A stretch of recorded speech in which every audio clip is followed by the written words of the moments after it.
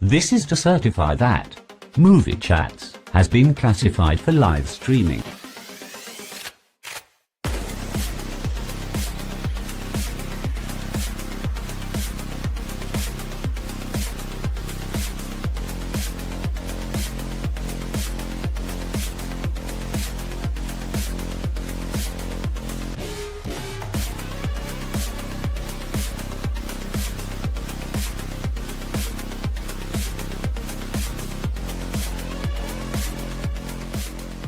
Are you ready? It's showtime. Good evening, ladies and gentlemen. Thank you for joining us for another week on Movie Chats. And before we bring our guest on, who's literally just joined us before we started the run for the intro, Michael, how are you doing, sir? You okay? I'm good. How are you? Yeah, I'm not so bad, not so bad. What's it like being the new co-host of Movie Chats? I mean, at least I'm more reliable than Little Steve. At least I show up when I know when the stream is due. Yeah, reliable, better looking, better collection. Exactly. Yeah, Exactly. yeah. Put content out on a regular basis. Yes. Yeah. Right. Without further ado, ladies and gents, let's bring on the guest. Good evening, Steve. How are you? Cheeky fucker. Bad. Look, this is what happened to my Mac when I turned it on. That's why I'm like, yeah. Excuses. I know. I was logging in and it went like that, and I was like, oh, bollocks. So, yeah, twats. All right, guys. Guys, have a good week. Yeah, well, 2 weeks, really, because my co-host forgot last week. So, reliable is the word. Well, at least he actually posted content on the channel. Where's the content you've been promising for the past few months? Look, if you dig deep, it's in there somewhere. Because the only two content I've seen is what's been posted by Big Steve. Because Steve's got a big social life, you see. When he That goes is true. It helps to have a social life instead of being locked in your own room. That Comic Con down a tree stump. I don't think that's massively entertaining, really. You could have put a couple of figures on the tree stump and reenacted them placing dynamite or something in it. Yeah, I thought of that, to be honest. But yeah, I got some good pops this week, actually. It's cool. Evening, Dave. Thanks for joining us, matey. Yeah, nice so Tron figures as well. Some what? Sorry. Nice Tron figures. Oh, where'd you get them from? Well, I think they've been all over the country, if I'm honest with you, but I got them from Car Boot Chris. Oh, okay. Are they the ones that I picked up from Runcorn Car Boot? They were sat behind me on the shelves here for a couple of months. Yeah, possibly. I sold them to Chris, and Chris sold them to you. Yeah, that's pretty much it. Yeah. Yeah, is that what happened? That's the way it works. Hey, Dave. It's funny how that happens quite regularly, that isn't it? Yeah, I think you just buy it and then you're like, after some time, I think I might just sell this on. I wonder if Little Steve will like it. You message him. No, he's not interested. Okay, I'll sell it to Car Boot Steve. Then he gets it. He's like, okay, I've had it for a while. Time to offload it to Little Steve. That's exactly how it didn't go. Isn't it, Steve? It's just a vicious circle, Big Steve buys it, he then sells it on because you're not interested, and then the moment you become interested, you buy it from the person that Big Steve sold it to. And then it's a vicious circle. That's exactly how it goes. I've got some Tron figures that are basically as seen on Movie Chats. Yeah, but do that the certificate of authenticity that they've been on. He could have sold you some fakes. Although I'm curious, one of them's not got a disc on the back. I was a bit like, it's a shame. Well, the one that's not got a disc on the back is the one that still talks, isn't it? Well, I've took the batteries out now because I'm going to put some new ones in. But you know what it's like with those figures? They're always the battery that you've used. These NECA ones are the same. The discs keep falling off the back of them. Yeah. I mean, they're cool anyway. But like I said, I just as soon as I got them, I was like, yeah, the batteries are corroded a bit, so I took them out and I went to look in my plethora of watch batteries and shit that I've got. It turns out that LR44 is the only one that I ever use. Yeah. So I've got like, oh, okay, I need to buy some more. But yeah, I've got them in there ready to go. But I actually went to local car boot on Sunday, and there was a guy on there selling his collection of pops. And you know, when it's your own collection, there's some big prices there of what he actually wanted. But I managed to get some really good ones. I got some actual. I got the Tron ones you've got, like a £5 each with a pop protector on them. But when I first asked him, he was like, "Yeah, 12 quid each, mate." I was like, "I'm not paying £12." No. The thing for me is that when we went to Comic Con, the prices of the pops at Comic Con were enormous. Yeah, I got a good deal on the Kart Titan because that's 45, 50 quid elsewhere. That was 35 quid, but other stuff are like 10 quid more expensive than you buy them new in a shop because you're at a con. Well, this is the thing, and that is the thing. Like you go to a con, expect to pay con prices. Yeah, like I'm sure. Like I know when I went last November, I did some wheeling and dealing. You know, I got like one of the fake Dauntless from Star Trek Voyager for he had it listed for 12. I got it for 10, and stuff like that. I got a few on cheap as well. But yeah, if you go to a con, expect to pay con prices, but don't be afraid to haggle as well if you're not comfortable with that price. You know, no, it's not that I wasn't comfortable with the price. I was looking at it and I was like, I could get that cheaper elsewhere, and I don't want to be buying it just because of where I am.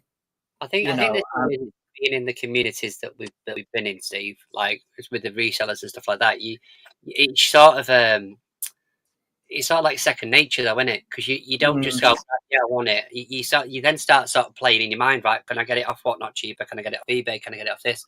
That's it. I can reach out to. I've got 3-4 friends who own toy shops. Yeah, you know, there's James and Nick up in Birkenhead. There's Kevin Warrington. You know, Z. You know, Z's still trading, although he's not actually got a shop. You know, I can reach out to people like that. I can reach out to several friends who sell on Whatnot. You know, who've got regular shows on Whatnot, and I can do that. Plus, you know, Dave's in the chat today saying he's trying to get rid of all his pops. I get messages sent on Instagram or Messenger. Are you interested in some of this stuff? Yeah. You know, I'm now at that point. Sorry, let me just get the cat out of the room. I'm now at that point where I'm being very particular about what I'm picking up. Yeah, I get it. I mean, I get that. But like I say, just because of the sort of background, I think we sort of not overcomplicate things, but we're definitely looking for the right prices rather than just sort of picking stuff up willy nilly, innit? Yeah, like I've definitely gone to that point where when I'm hunting for stuff, I look because my CX doesn't really have anything much anymore. But I look at what they do have, and I'm like, they've got like a Blu-ray steelbook of I think it's the first Flash Gordon film, and they want 20 quid for it. I'm like, I haven't seen it before, so I don't know if it's worth me dropping €20 on a film that I may or may not like just because it's a steelbook. Yeah. Well, what I've said to Michael, Steve, is that now he's the regular co-host on the channel. If he lets us know what he's looking for in CEX, we might be able to pick it up over here and ship it over to him. And it's still might be cheaper. Yeah, because like today I picked up the final 2 seasons that I was missing for Deep Space Nine, and it cost me €38 for the 2 seasons. Sorry. Yeah. Season 2 was €18, and season 3. Hang on. I was going to say, let him guess. Because right. I reckon that last one was €20. Mm-hmm. Now, have you still got your receipts in your season 3 of DS9, Steve? Because you keep your receipts, don't you? Because I even said it to AJ, and I think his jaw like dropped when I told him how much I spent on those 2 seasons. Yeah, I was thinking about 6 to 8 quid a season because that's what they are over here. Yeah. Oh, here in Ireland, it is fucking extortionate. The price on some of these. Like, that's why I've been holding off for so long. It was only because they got traded into my local CEX that they were there, and then I was like, fuck it, I'll pick them up. I sold some Yu-Gi-Oh cards, so I'm gonna have some money coming in shortly. So that'll offset some of the cost. But that's why, because if I was to buy those online, you're gonna want to add on an extra €4 each for delivery. For postage, yeah. That's the only problem with CEX. That's why I don't buy online with them, because it's not like a combined postage, because stuff comes from different stores. Or you could buy a boatload of things and they'll come from the exact same store, but you're paying shipping for each item. Yeah. Like, that's the only times now I actually do buy online is if I have a voucher and I'm just like, okay, there's nothing here in my local. I'll just go on, find something cheap enough that I can, that will cover, the voucher will cover. And I'm like, cool, I'll do it that way. Like, the last thing I'd done that for was the first 13 episodes of Dragon Ball Super, which was like €2, and then like add on $3.50 shipping. I think if CEX thought about it, if they did that for the customers, like, if you initially you paid the extra money for each shipping, but if they managed to get multiples from a store, it was like refunded. They really should. That would be a good thing, but yeah, it would. But this is CEX we're talking about. They hate their customers. Mm-hmm. Something like that. What have you got on your shelves there, Steve? Is that The Walking Dead? No, it's actually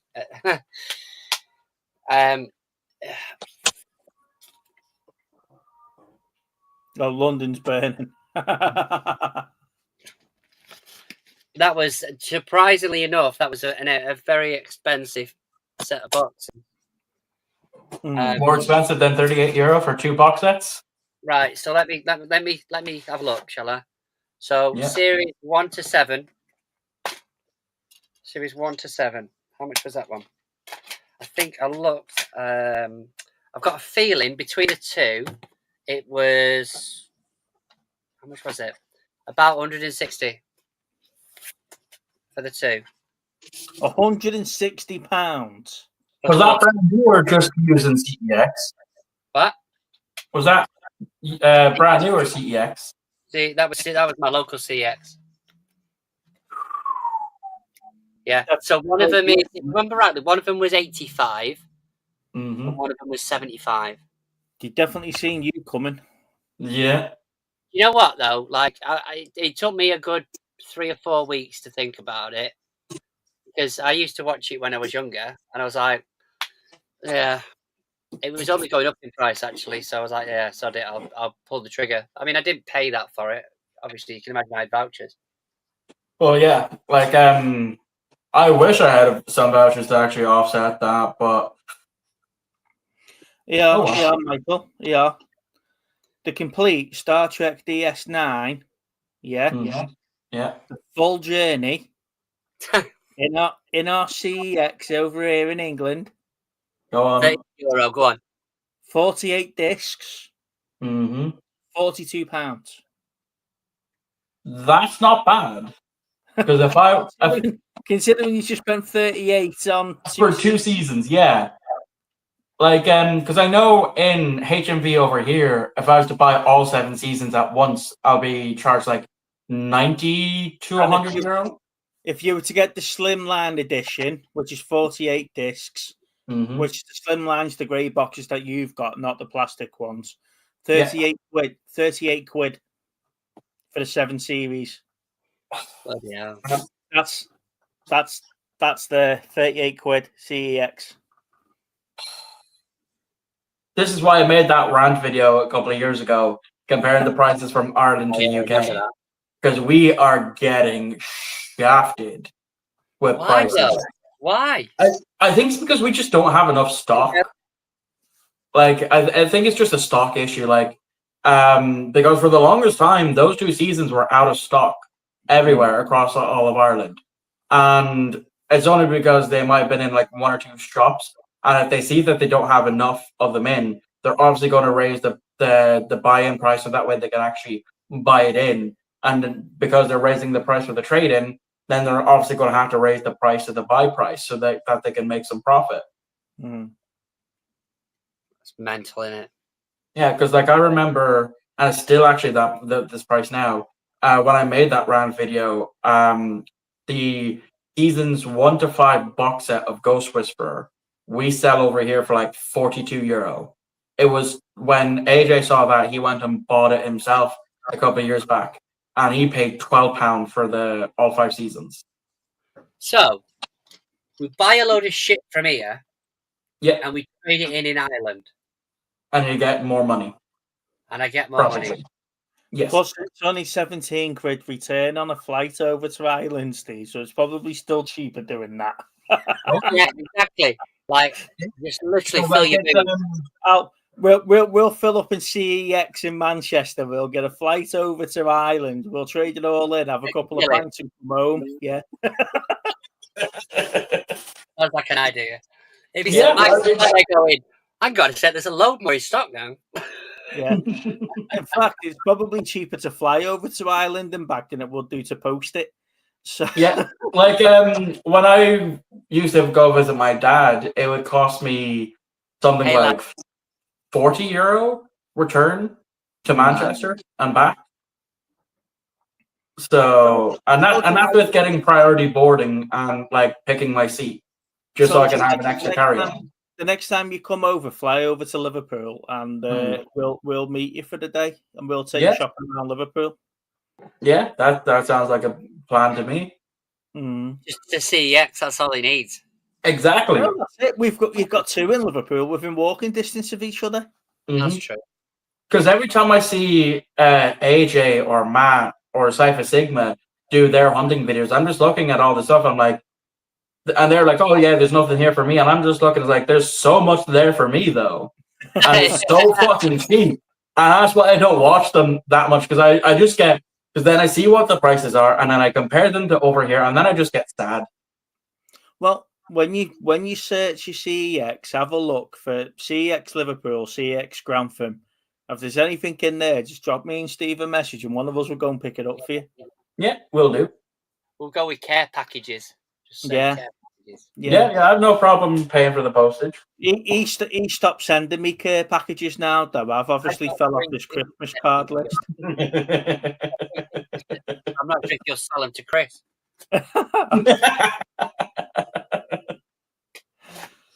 But it was funny the other day because he was like, "Hang on a second, Steve's got them off you," and then he messaged him, "Yeah, but they used to send them for me for free." And then Chris was like, "Why do you charge me for them then, Steve?" Yeah, cheers, Steve. Hang on. I bet you when Chris was doing that, and he's like, "You know what's funny about this is that it's gone from that Steve to that Steve." I bet you were like, "Oh fuck them." I sent him a message. I'm like, I've got to say, matey, what? I didn't know you wanted them. How did I know you were getting rid of them? So I have a question for you, Big Steve. Chris is like, "I've got a bag of stuff here. Do you want it?" The Gears of War remaster coming to PS5. What are your thoughts? Oh, look at you with the fancy cup. Gears of War going to PlayStation's an absolute travesty. It is. If it's a remaster or not, it's an absolute travesty that they've ended up with an Xbox exclusive over on PlayStation. Yeah. I wasn't a big fan of Destiny on PlayStation because PlayStation got additional content. Yeah. Weapons, levels, stuff like that we never got on the Xbox. Mm-hmm. That was obviously part of the deal with Bungie and Sony. Yeah. For Gears to go over there, it won't be long before Halo's over there. Yeah, but I think that's the next one that will go over there. And it's funny enough because do you want to know what the top 3 best-selling games on the PlayStation was? Dave just put there that they've got Forza on PS4 on PS5 now. Yeah, because the top 3 best-selling games last month on the PlayStation Store was the Oblivion remake, which is an Xbox game, Minecraft, which is owned by Xbox, and Forza 5, also owned by Microsoft. So the top 3 best-selling games on PlayStation were Xbox games. Yeah. Last month. The thing is that the thing is though is that I think now that you've got cross-play between Xbox and PC, it won't be long before you can cross-play against Xbox and PlayStation.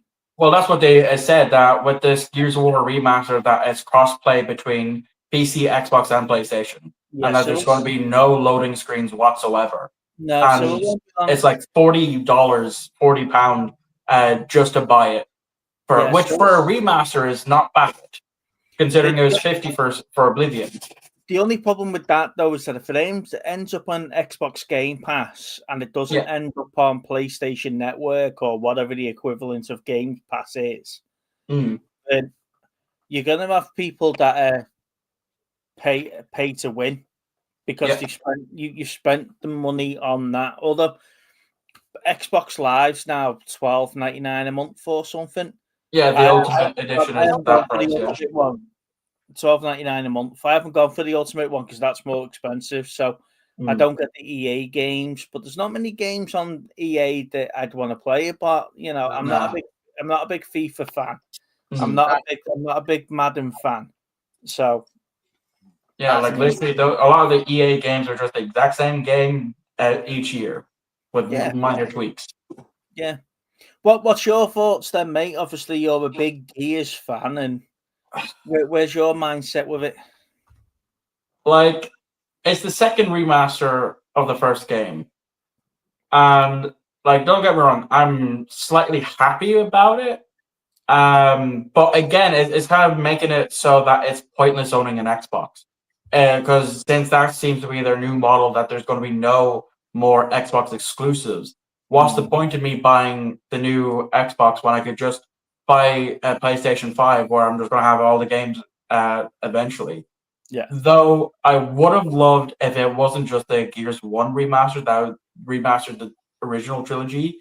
If they did it like the Master Chief Collection, where you give me Gears 1 to 4, because that sort of finished the story, didn't it? 1 to 4. I know people say 1 to 3 is the ultimate story, but that last story in 4 where they go back in Phoenix Past and all that lot, that sort of tied the bow around it all for me. Yeah. So go back to that. Give me that, and then drop in the remasters when you do them, like you've done with Master Chief. Yeah. You know, you drop in the CE Anniversary Edition and the remastered books. We're getting a remastered Combat Evolved, which I think because that's been pushed back again. So I think that's going to be PlayStation, and I think that's why it's got pushed back. Yeah, because they've now got to do it for the PlayStation sort of technology. I'm gonna dig out my Xbox One, I think, because I picked up some titles the other day which I quite fancy playing. The Escapists. The Escapists 1, 2, and The Escapists of Walking Dead. But I had a look, and it's like a little game where you sort of try and break out of prison, but you've got to do all these different. It's a simulation. That's it. What it says. Yeah. I've seen gameplay of it. It's not bad looking for like the 8-bit art style that it is. Yeah, but I've never played it personally. It's a bit like the original GTA above the head, isn't it? That's what yeah. But yeah, I fancied that, and I was like, I'm gonna have to. I got them all at like $1 each, so I was like, I'm gonna have to get the Xbox out and have a game of them. But you're a PlayStation 1 kid, though, aren't you, Steve? So PlayStation, yeah. What's the difference? What's the difference between PlayStation and Xbox? What? I've had it. I mean, the thing is that for many years I was running both of them because the Microsoft stuff I used to get vouchers off their lives, so I didn't pay for years on end for the Xbox Live through Microsoft points, and then so that was I had both of them. But it was all it was really was just exclusives to me. I weren't massively into the details of stuff. It's just because there were certain titles that came out. It was like I want to play that. I need to have that console to play it. But I think nowadays they're being a lot more. They're not really exclusive titles that much anymore. Plus the other thing was like Xbox. It was the Call of Duty stuff when we were playing that, and it was like one of them would have exclusivity for like a certain amount of time before. Yeah. The other first it was Xbox, and then it became PlayStation. Yeah. But now it's going to be back to Xbox again since they own Activision Blizzard. Yeah.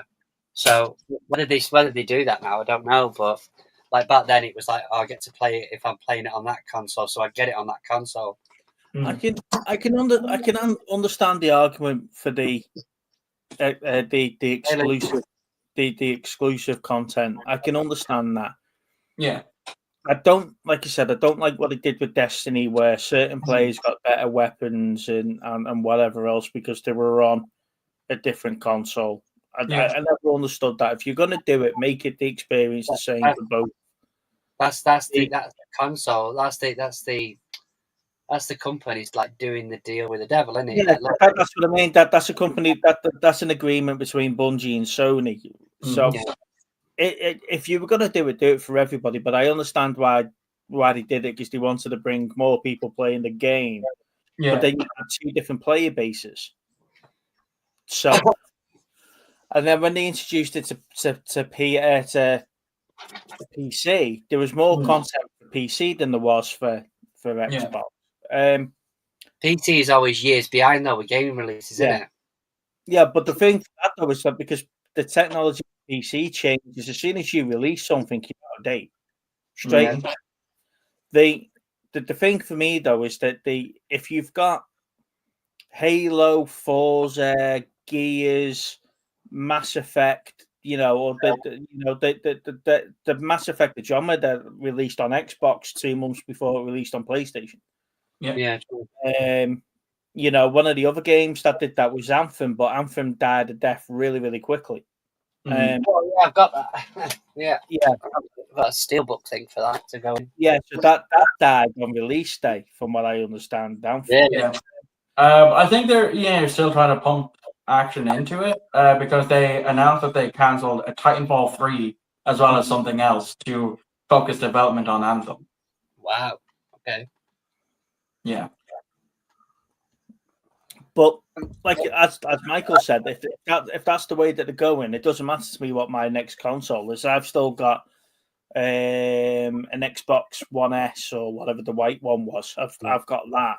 I never jumped in for the new ones. Like I still have my original Xbox One, and it's only because I was like, okay, I want to play the Oblivion remaster. I'm going to need it for the Gears E-Day when that comes out, and any other future Gears game. I was going to look into purchasing the digital edition of the new Xbox because it's still cheap in CEX, like $250, $280, compared to the $400 for the disc version. And then once it got announced that Gears is coming to Xbox, that now tells me that Gears E-Day is going to come to Xbox as well. So what's the point of me going for that, spending the $250 to $280 on that, when I could just easily save up a little bit more and buy the PlayStation? Yeah. That makes sense. See, if I go and buy a PS5, I could play with these dickheads. They've both got PS. They've both got PlayStations and whatever, but they're into like the FIFAs and stuff, and after a couple of games, you get bored of FIFA. Yeah, but even at that, I might even go for the PlayStation. I might just say sod it and build a PC and get it that way. Yeah. Like you say, though, as soon as you buy the top of the range graphics card, by the time it gets delivered to your house, you're out of date. Yeah, and then you're sort of stuck. Then you've constantly got to keep building, and you got stay on top. And then the better performance your computer is, the better you are at the game, because your screen refreshes a lot quicker and stuff like that than somebody else's. Yeah. I don't know. So have you been watching this week then, guys? Only one thing, really. Well, technically two. Of course, I've been keeping up with Doctor Who. With this past week's episode was the Dr. Light episode, Lucky Day, which was pretty good.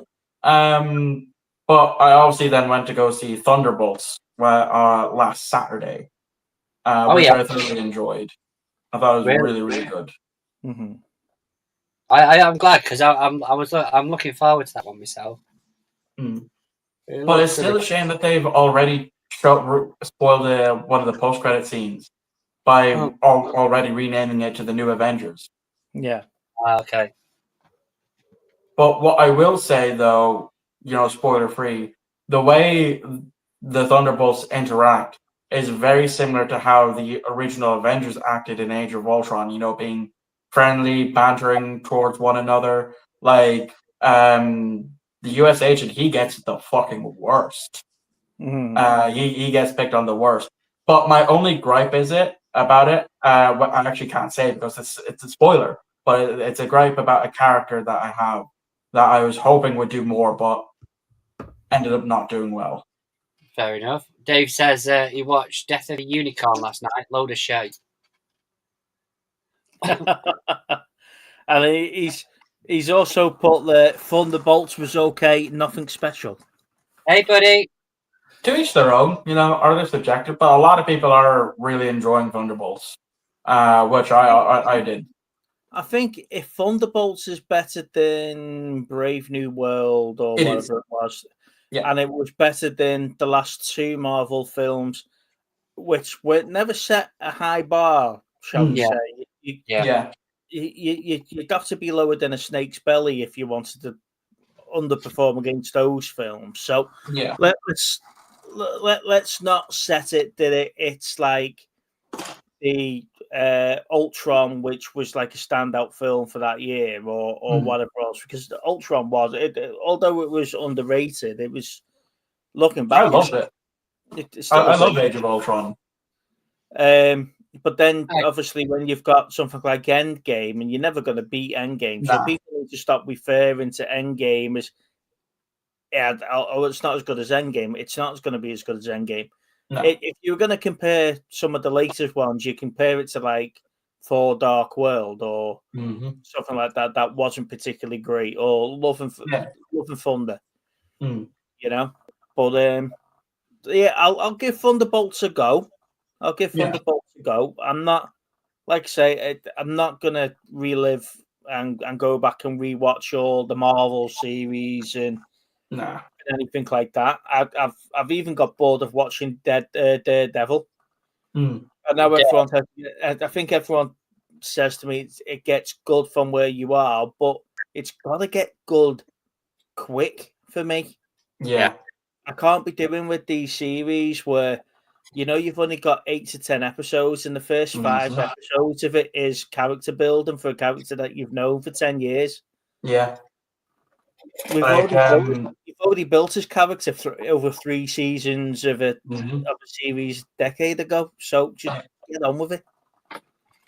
Yeah, like that's why I never got into Better Call Saul, is because I've been told, just wait until season 3, and then it gets good. I'm like, why should I fucking wait that long? Why should I sit through 10, 20 episodes of mediocre just to wait for it to get good? I'm watching House at the moment.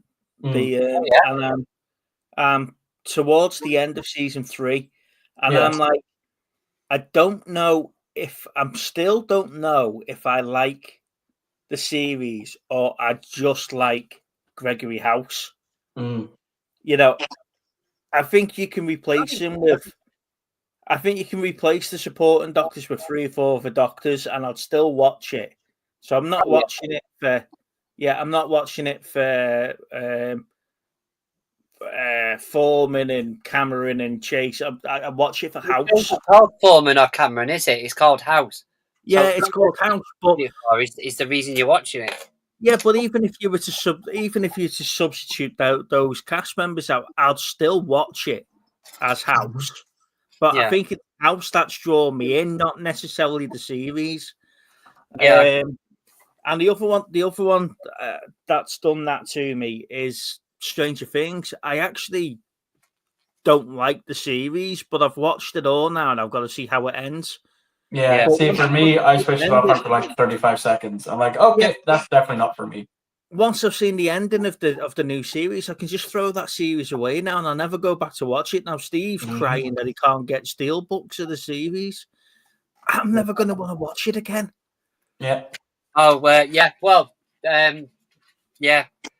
Just the thing is for me is that it's all right having these streaming services, but like some of us actually want freaking physical media of it.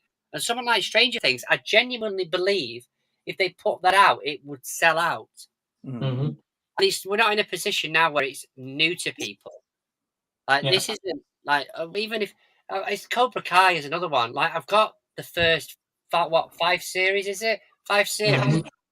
And how long am I going to have to wait to be able to add the 6th series to my collection? Well, it only just finished back in February, so you got at least another few months to wait.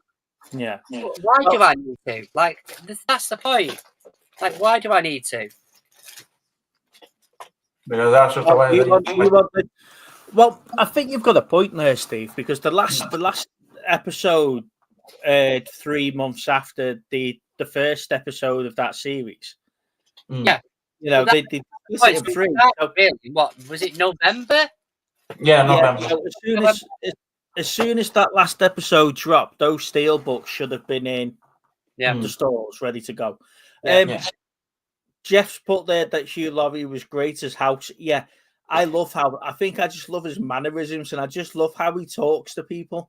Yeah, and I think over here we're getting that way now, where that's just the way that we're going to have to go. But the other characters do me head in. The whole Cameron being a goody two shoes over dying people, and Chase being the wounded love interest, and you know, I just can't drive myself to worry about any of them. It's like watching the latest couple of seasons of Love Island. You've got nobody that you're really connecting to, and that's what it's like for me. And Dave's put he started to watch Dexter from the beginning. He's forgot how boring and dull. I think I stopped watching Dexter after like 3 episodes. No, I really got into it. I think I do think I've still got the last season and the extra season they did to watch. Mm-hmm. I really enjoyed it. Dexter's not a series I can get into. No. I want them to bring back something like Lucifer. I know they finished Lucifer quite definitely. Yeah, it's done. You know, but you know, I don't want a spin-off. I don't want anything like that. I just want like a special episode, just a one-off 2-hour episode where you're catching up with them or something like that. Yeah. Was that the ending of Supernatural? The end of the Supernatural, right? It's confirmed. We're done. We're not coming back. We're not doing any of this. And then the spin-off series is about Mummy and Daddy Winchester in an alternate universe. Yeah. That only lasted for a season because in like the last few episodes, Dean and Bobby show up in that. Yeah. And that's when it's confirmed that it's in a different universe, one that Chuck never had forgotten to get rid of or some shit like that. Like that's why there's the inconsistencies from what we were told in originally Supernatural. Like I never watched it. I seen maybe 1 or 2 clips of it, but that's as far as I went because to me I got burnt on Supernatural. The thing with Supernatural, it starts off really, really well, where they're chasing all the demons and everything else, and then season 3 or 4 hit, and there's only so many demons that they can find for the first time, or so many vampire nests that they can kill, and then they start jumping down like the whole angel war, and then heaven war, and then hell and whatever else, and then they end up where they are now. So all the Leviathan stuff and all like that for me, I'll stop at season 5. Like if I ever rewatch Supernatural again, I'm going to stop at season 5 because 6 to 15 is dog shit. Really? Yeah, like giving God his sister, you know, and then after season 10. Like they'll set up this big bad from at the end of one season, and then they kill him off by the midway point when they go on like a Christmas break, and then the next episode is the fallout of the fallout of his little lieutenants that were following him. So That's how Crowley come into it, wasn't it? They killed the demon with the yellow eyes, and then all of a sudden Crowley was the next big, Well, Crowley came in because he wanted to help kill Lucifer. Yeah. And then he became a more permanent stay. Mm-hmm.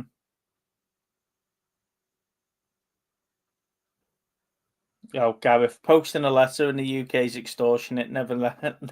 He must have started right from the beginning. He's now commenting on stuff that we talked about 40 minutes ago. Yeah, no, because when he sent me over the posters and the Star Trek Insurrection VHS tape, it cost him like a tenner, just to send it over to me. Yeah, I was up to here, Steve.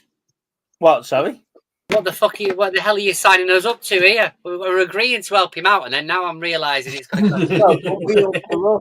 We're also agreeing, though, it's cheaper to get flights over to Ireland, return. We'll go over and see him for the day, get pissed, and fly back. Yeah. I know all the good pubs. Still making DVDs into Ireland. I'm still making money on the CEX trade-ins. yeah. I mean, do that. We can go to see the Guinness brewery. Get your faces on a couple of Guinnesses. Get absolute shit faced, and then tip on back home for just in time for dinner. I do love Arthur's Bar, though. I do love Arthur's Bar right next to the Guinness factory. Yeah. Evening, you all right, mate? Hey, buddy. So, yeah, for me, like I said, I've been watching House, but I've just been binging that and a lot of YouTube, but a lot of Matt Armstrong, because he's sort of put videos out. He puts like 20-minute videos out of what he's doing with a car, and then at the end of the series, he'll put like a 3-hour video put together of everything. Yeah, and I wait for the 3 hours because I can't be bothered waiting catching 20 minutes of 5 different cars all at different times. Yeah. So I've been binge watching a lot of YouTube as well as House. For me, like I say, Thunderbolts is on my list to watch. It's not one I'm going to rush to the cinema to watch. I think I'll just wait for a good copy to come out on my phone and stream it to the telly. Yeah. But that's it, really. Cinema's not really. Well, next week is Final Destination Bloodline. Yeah, I was going to say there's Final Destination in next week, isn't it? Next week. And then the live action Lilo and Stitch.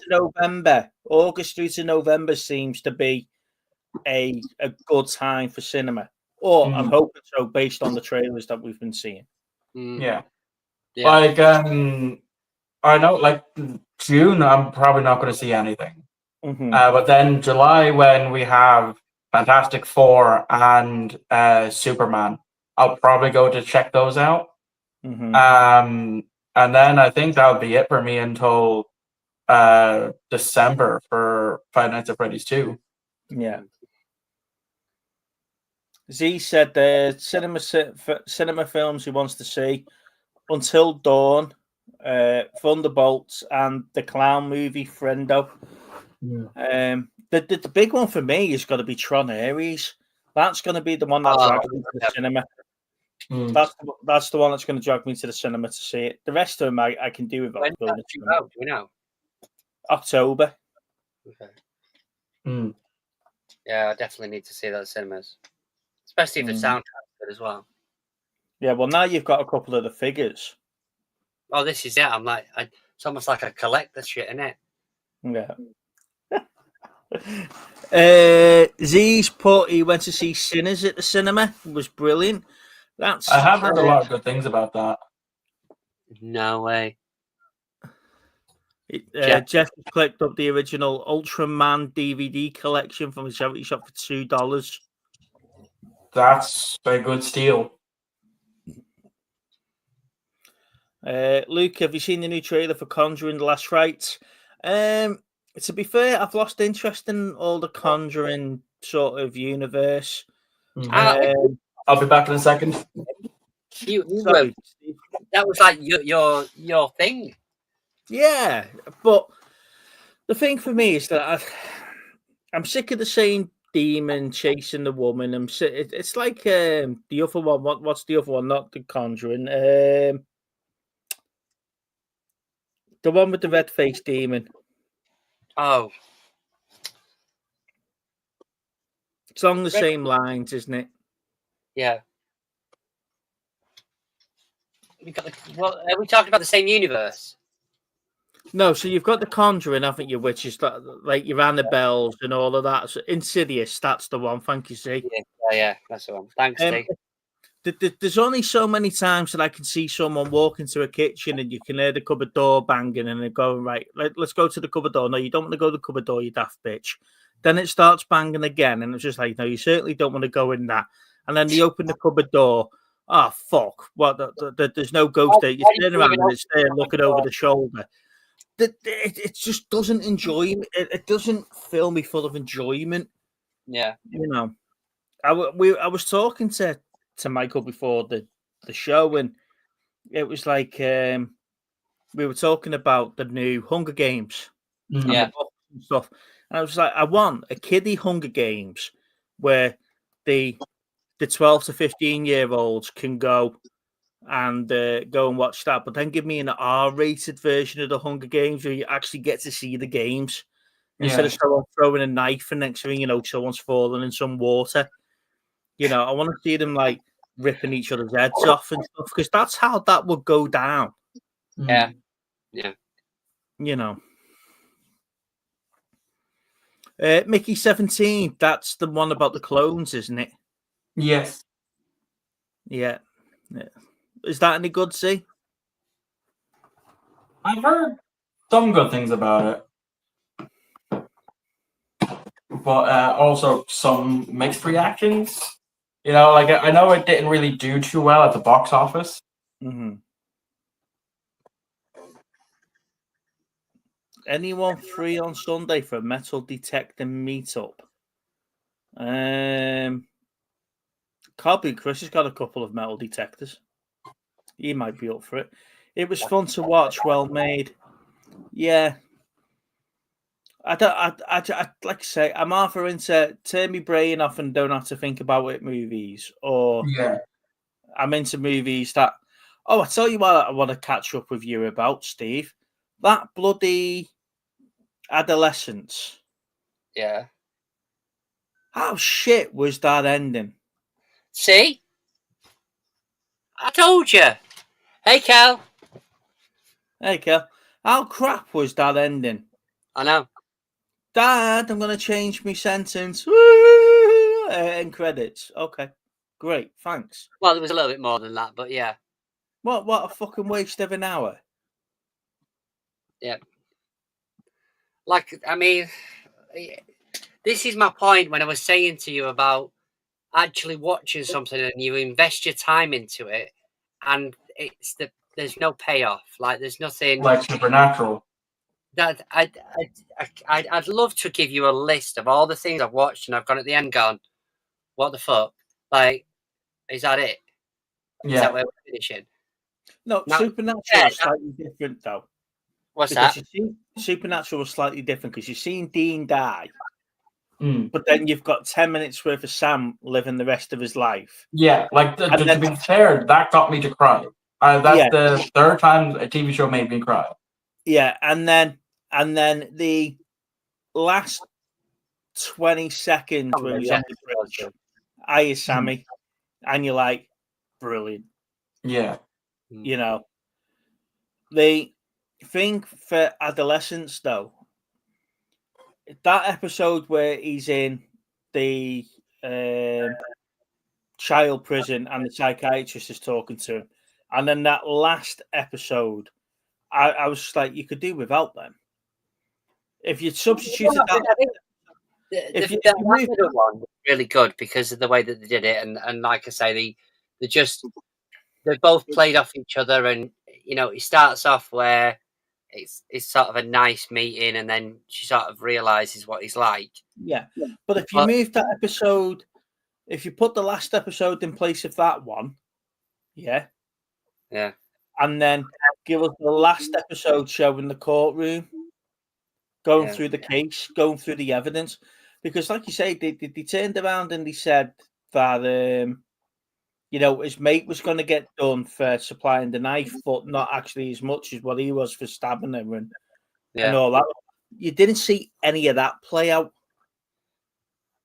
I mean, the thing, in that first episode, though, like, it was so adamant that it wasn't him. Like they sent you on a wild goose chase, really, with that, because she's like. Well, I thought the CCTV was going to be really, really grainy, because when you saw the mate looked a little bit like him. Yeah. So I thought they got the CCTV was going to be really, really grainy, and then it was his mate that stabbed her, but it turns out it wasn't. Yeah. Have you? Chelsea, Michael, you're healed now.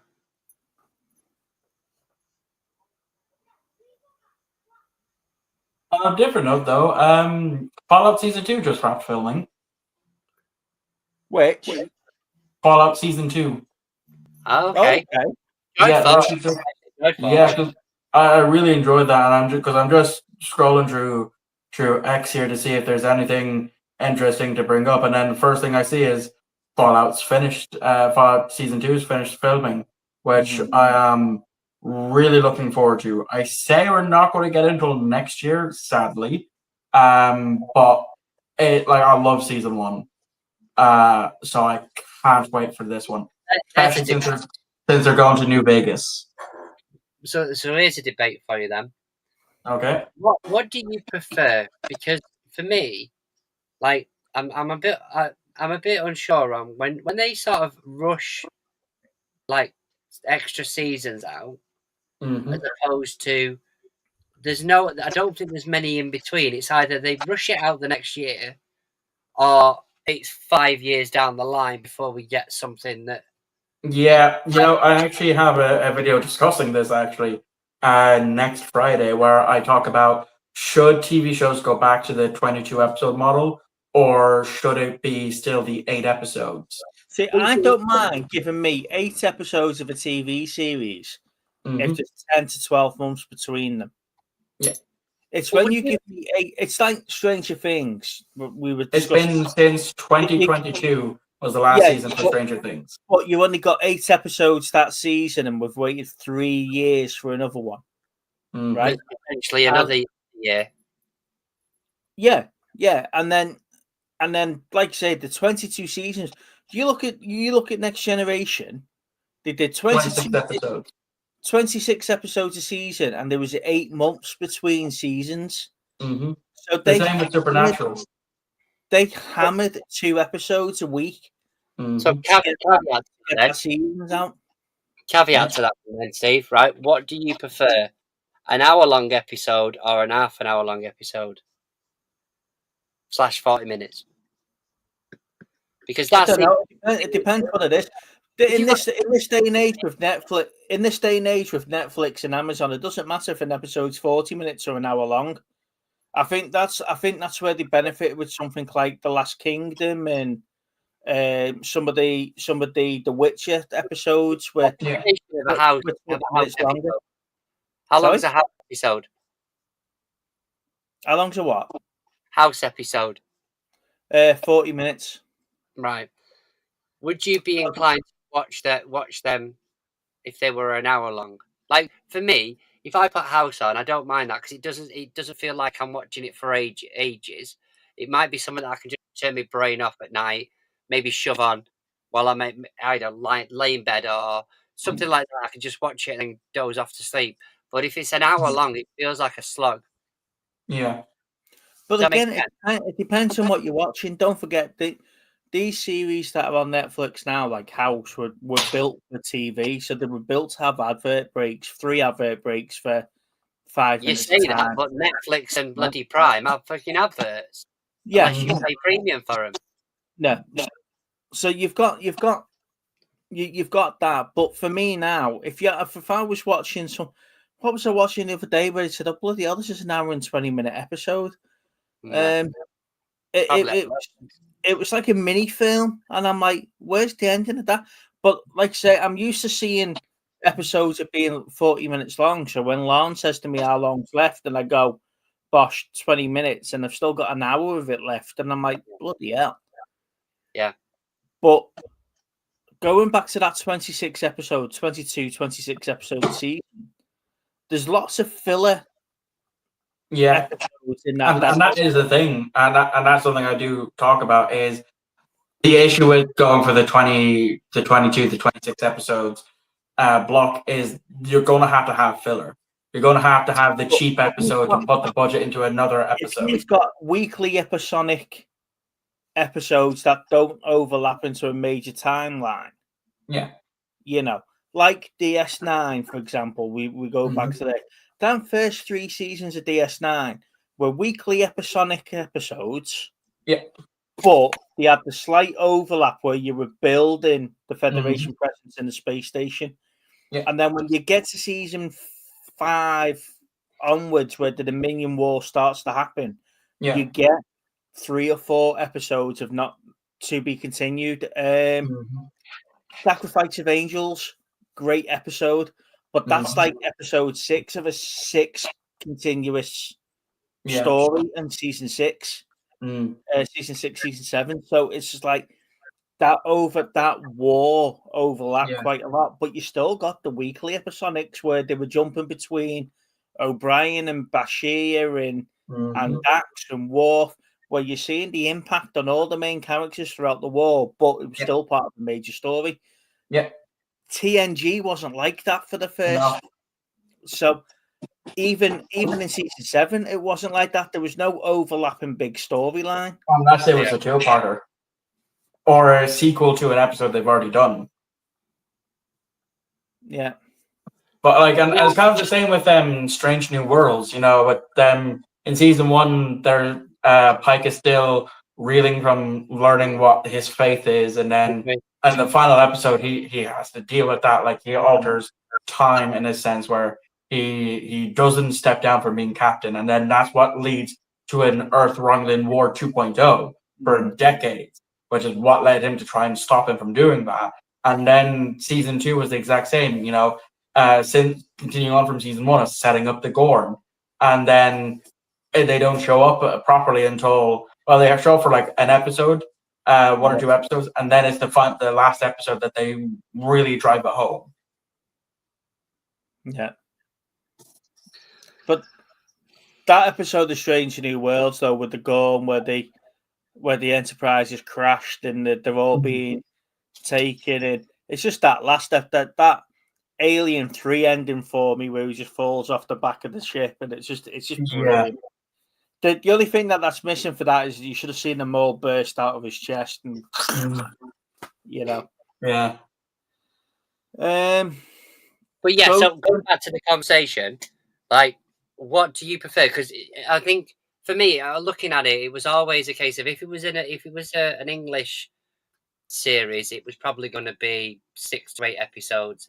I'd say UK, whatever. If it was American, then you're looking at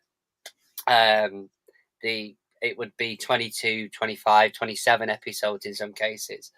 Them sort of ones always seem to me like the 27 episodes or whatever would be half an hour long, and I can take that in chunks. I can watch that series and go, you know what, I'm up to this one, and but when you look at the ones in the UK when they're genuinely like an hour long, you're talking about 6 or 8 hours. You want to binge through it, but it really does take its toll because it's such a long episode. Take BBC Sherlock. Each episode is an hour and a half. There's 3 episodes per season. Yeah. But then again, I preferred Elementary over Sherlock. No. Oh, fuck off. I've seen bits of Elementary, but I've seen everything of Sherlock, and even on my rewatch of series 1 to 3, because I still have 2 more episodes to finish of series 4. I really enjoyed revisiting Sherlock. Hence why it was like it's the only big like full season TV series reviews that I've been doing lately. I thought it was brilliant. Because I wish they. Dave said in the chat there, those 20 episode type shows were made knowing that there'll be reruns on channels that could go from one episode in any order they wanted. Yeah, exactly. I agree, but then when you've got the likes of Stargate, the Stargate SG-1s and Atlantis, I don't think that sort of works when they jump between an episode in season 2 and an episode in season 4, because obviously you have got sort of like some sort of story progression.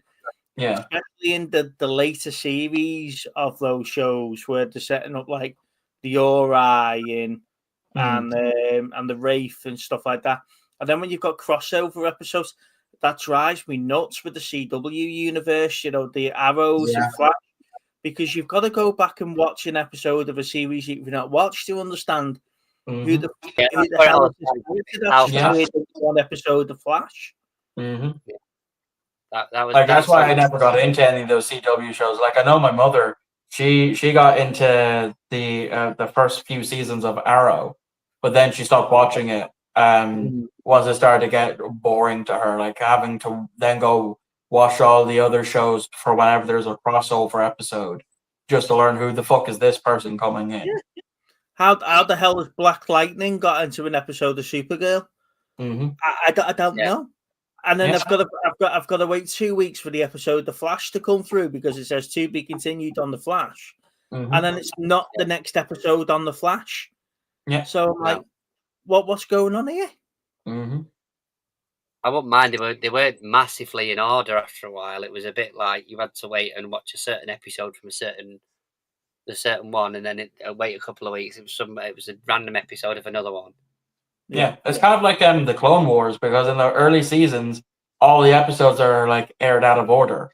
So if I want to watch in like chronological order from when the Clone Wars started to where we get up with the final season, I have to look it up online just to fucking do it. Yeah. And that's what put me off.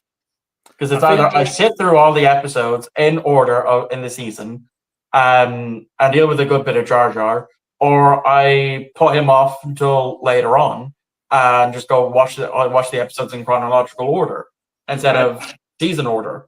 I do love the Clone Wars. That Disney Clone Wars, but that last season as well. Just when they're getting that 3 or 4 episode stint about Order 66. Yeah, that's the only bit that I did watch when it was coming out, and it was fucking amazing. Yeah. But then Bad Batch, I'm like, when are they going to kill off the clones? Because we know none of these clones survive. So when are they going to kill them off? It's like Endor. Just hurry up and get to the point where you're going to kill them off. Yeah. Because you're boring the crap out of me now. Exactly. So, answer my question. What do you prefer, Steve? Again, to answer the question for the 5th time, Steve. If I'm watching something where I can just turn my brain off, doesn't really matter. I like the 40 minutes. If I'm watching something that's really enticed me and gripped me in, you know, and I can watch an hour-long episode. But as I said to you before, I don't mind where Netflix and Amazon occasionally throw in a 2-hour episode. Yeah, because they're not time bound by network times or anything like that. It's right. One episode could be 40 minutes if it's just filler, you know. But the next one's 2 hours. It's a cliffhanger. Yeah, and I'd be the same. It kind of depends, because you know, if a story can be told in 8 episodes, then fucking tell it in that 8 episodes. We don't need the 20 plus episodes. Be like, okay, this is what we need to deal with, and then have like 5 to 10 episodes of, oh, let's just go to the beach and have fun, you know. But then again, some episodes, some seasons do need the extra episodes. We're not in the realm now of Dawson's Creek and the OC and all that. Like, we don't need to see 15 girls running around in bikinis because you've got nothing to tell. I think Little Steve would.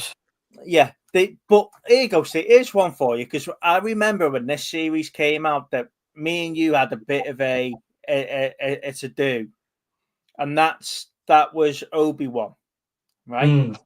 Love it. You love it. There's 2 episodes in a 6-episode run in Obi-Wan that is absolute tosh and should not have been there. Yeah. And I agree with you. So in I want to 6 see the movie episodes, version. yeah, in 6 episodes, why throw 2 shite episodes in? Filler, as you said. I mean, and this then- is the thing, that a lot of these programs, they have to have filler episodes because And then you're telling me that Princess Leia, who in 5 years' time is going to be sending a message to Obi-Wan Kenobi, you helped my father during the Clone Wars.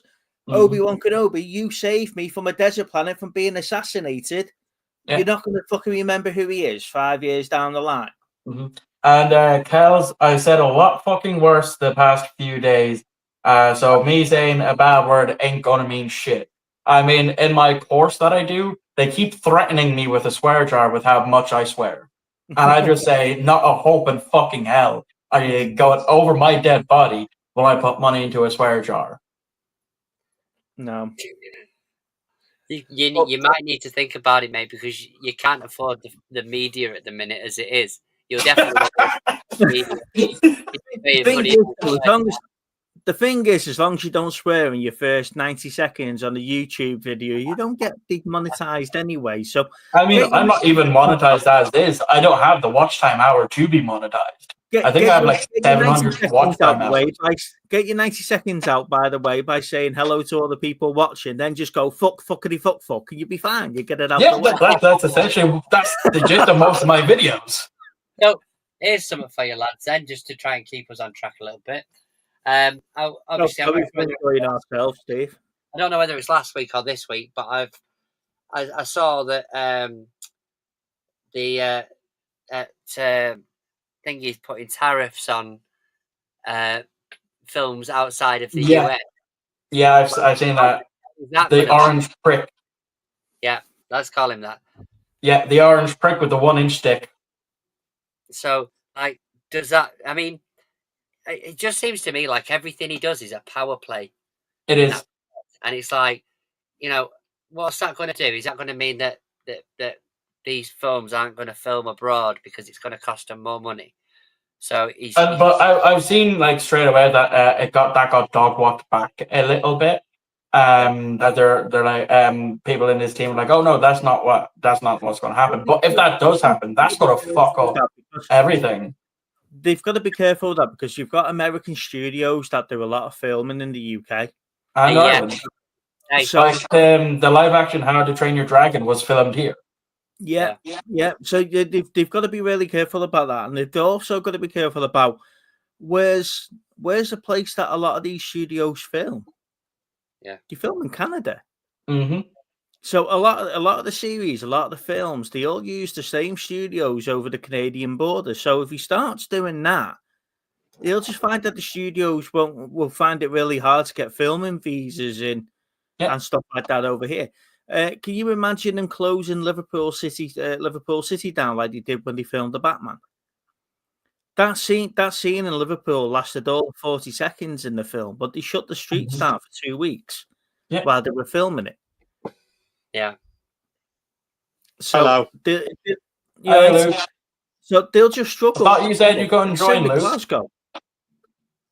He's got mummy's permission now. Yeah, she's shut up. Shut up, big idiot, man. So how much of your mother's money have you spent this time, Lukey boy? None. Thank you very much. So for those who are new to the stream, welcome to the two Steves plus me, Bully a Little Child, for the next hour.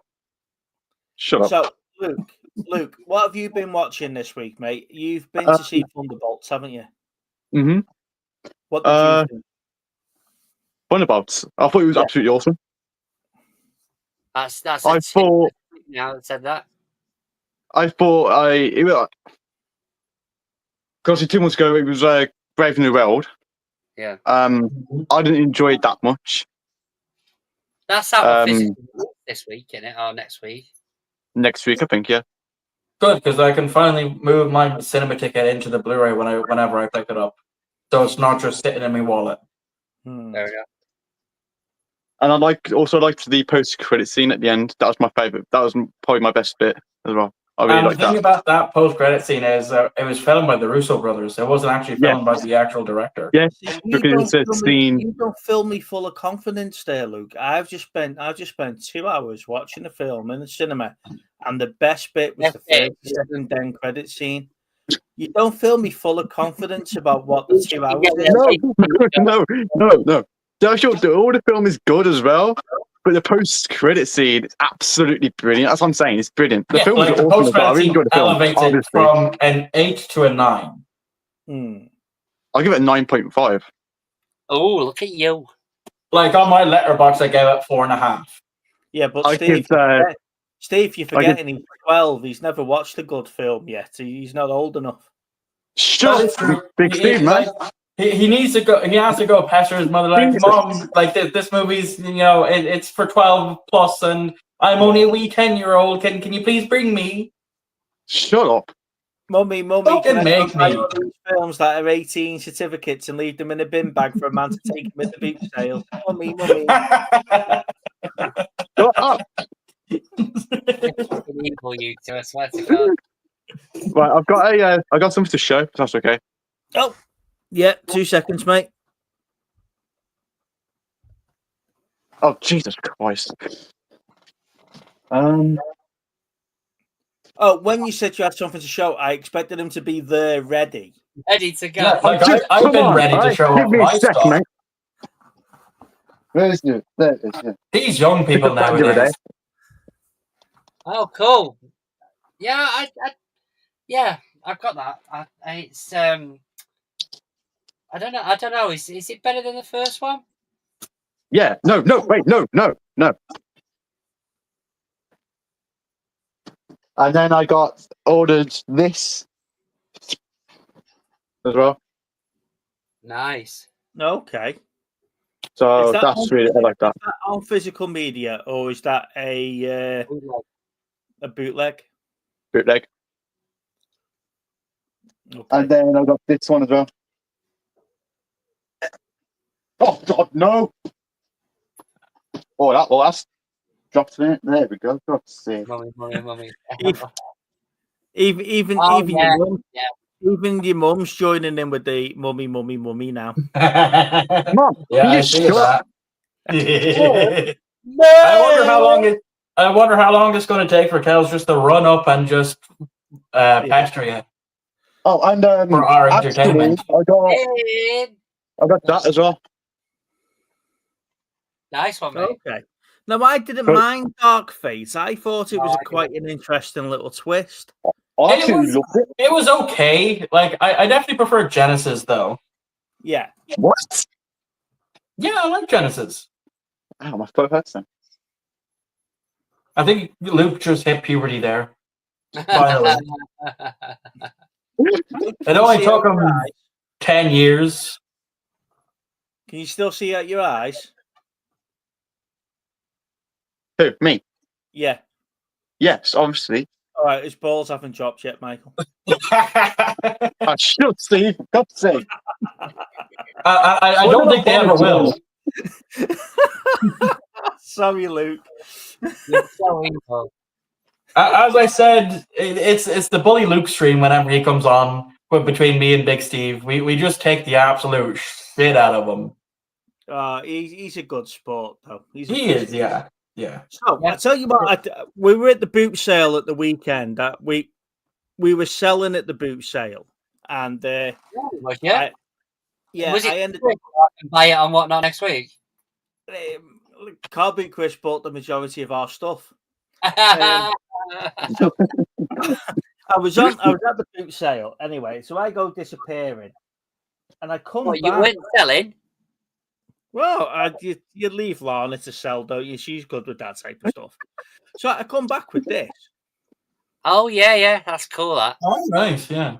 That was Oh, only that's brilliant, yeah. Now that's a great start. Now that's next to me big Batman that I picked up from Forbidden Planet the other day. Mm. Yeah. The other week. That is nice. That was quite good. I didn't really pick up anything else in the boot sale. There was pretty much slim pickings. But Chris picked up all sorts. So there's a video coming out from Chris what he picked up from me. from a collector's point of view, though, I'm seeing prices are going mad for stuff. It's like people are picking stuff up from B&M and then trying to flog them for 10 quid more and hoping you don't know they've got it from B&M. Yeah. So for me, being a bit of a physical collector, not physical media collector, like toys and statues and stuff, I'm finding it really hard to find the stuff now without going online. Yeah, I mean, I'm the same. Like, it's been a while since I actually picked up a toy for my collection. But that's mainly because I just look, because the charity shops now just, a lot of them just don't end up carrying a lot them much anymore. Like, I know of two. I'm planning on getting rid of that. Do you want me to post it over to you? Oh, that posting is going to take, that's going to be extortionate to post that over. Yeah, I'll send it as a care package, mate. I mean, I won't say no, but that's also going to cost me an arm and a leg. Literally, you'll have to use the Lancer just to take that arm and a leg, just to get it off, just for me to pay. Oh, but, great. The camera's gone a bit screw with now. Can't take you looking at it, can it? I know, it's saying who's this good-looking bastard. It's not seen that for a while. I think it's just a nose. Little Steve is here. He's like, nah, fuck this, I'm out. Yeah. We can't. My screen's gone all funny since little Steve's joined. Yeah. Twat. Yeah. Twat. It's always his fault. It is his fault. It was a quite a good quality stream until about 2 seconds before we went live. Yeah.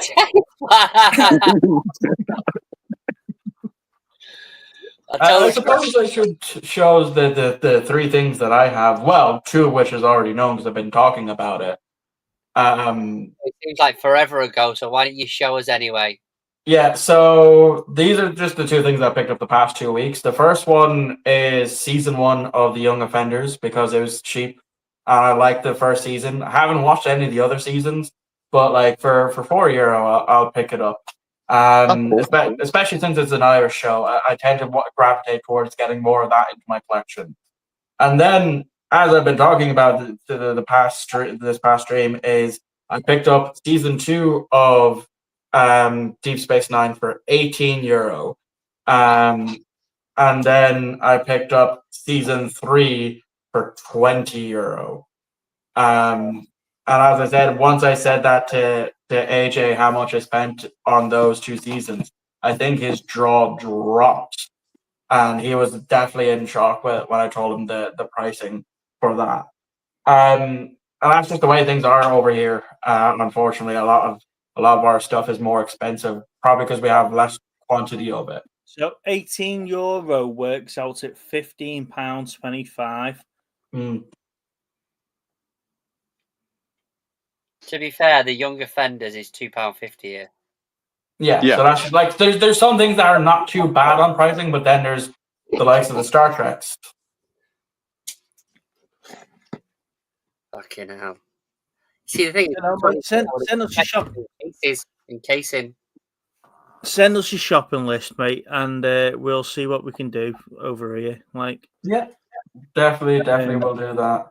Because again, like the one that was €20, that was, I just looked up here in the conversion fee. That's £16, nearly £17. So, Luke, you've got a collection of pops behind you. You went a bit nuts with the Marvel pops, didn't you? Now you seem to be branching out just to collect most things that you see. And are you in that stage now where you're just randomly picking up stuff because you can and it looks good, or have you got like a method to your madness? There is no method to his madness. It's just whatever Kells is willing to give him to buy them. Michael, shut up! Fucking my talking now, right? It's my chance to talk. Shut your mouth. Like, Kells, if you're still watching, please feel free to confirm or deny just what I'm after saying, because I'm pretty sure I'm correct on this. You know, because I have the stream pulled up on my spare phone here, so I can see when she does confirm it straight away. Or hell, just even run up to his room, bang on his door, and say yes, that's exactly true. Go on, Luke. What have you got? What's your method there into your collection? Because I'm not going to lie, I was like that up until about 12 months ago. I was just buying anything and everything that I saw. That's what I was like before. I was like that, like just buying anything. But now, obviously, unless it's something good, like for like my Red Hulk, what I got from Brave New World was 22 quid from Mankind or HMV. HMV. Which I'm assuming your mummy paid for that. No, I did. With what money? It cost them 8 weeks of doing the dishes, though. Please Shut don't up. fall out alone. And then No, I don't even think the Brave New World like, Sam Wilson Captain America for 15. I only buy stuff now if it's like good. Because for instance, you have your home bargains, do some now for like $2.99. yeah, him So- buying, sure. I believe that when I see it. The guy that So- pays 4 So, times the amount for a Star Trek season. And you're taking Yeah, a but at piss- least I have my own money to spend on it, and I don't go pestering my mother to buy things for me instead. Right, Michael, shut up, man. Jesus. Do you want me to get the leak up again on you I'm confirming sorry, it? Michael, you know what? I'm very sorry. Say what you say. I'm very sorry, Michael. I think that's my new trump card now. Just threaten that clip that I have. So, I got that from home bargains. mhm. That's Was that one of their $4.99 range? $2.99. $2.99. Uh-huh. fine. Because, Yeah. like you say, B&M. I wouldn't pay £15 for him. B&M went through a stage of doing me Marvel Diamond Galleries, but now I've picked all the ones that I want. All I keep seeing is the Hawkeye one where he's got his dog, and that's now like 20 quid. Mm. Yeah. That's the only one that they've got there. Sorry, Steve, how much did you pay for your one? I can't remember. I Mm. genuinely can't remember. Hey, Lin. Hope you're well. So I can't I can't seem to get Oh, That's my ones I got from home bargains before. the Iron Man ones. the Iron Mans. And that's my Galactus I got as well. Yeah. How do I take this off now? So so you can get the Wasp and you can get Hawkeye, but you can't seem to find any of the other ones. Yeah, I know what you mean. And then when we were at the Comic-Con, that Wolverine that I picked up for 20 quid, this Wolverine, sorry, that we picked up for 20 quid in B&M, they wanted £55 for him. No way. Really? 55 quid for the Weapon X one. So I was like, I'm glad we managed to find them in B&M and whatever else. But Yeah.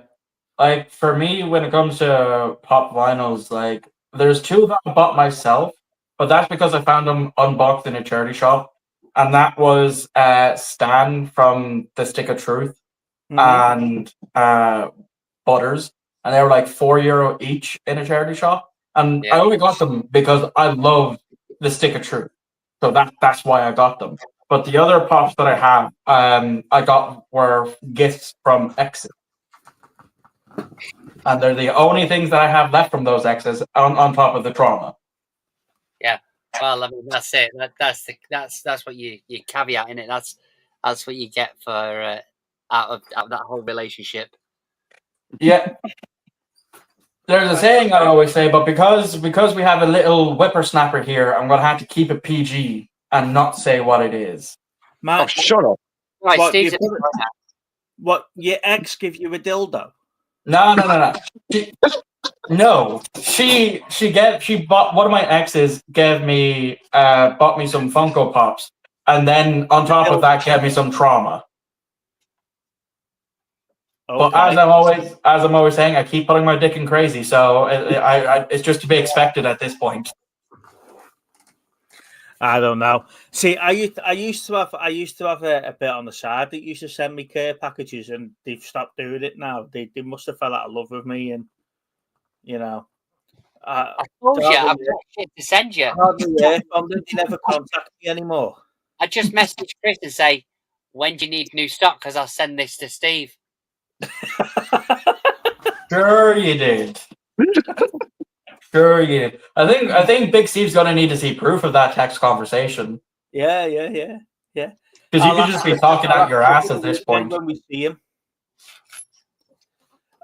One of the things that we did do though is that I don't know if you saw the pictures on Facebook. We were at Chris's and he got a load of Hot Wheels that he picked up, and we were looking for Hot Wheel minis, and we ended up picking a couple up, including the Mr. Bean mini.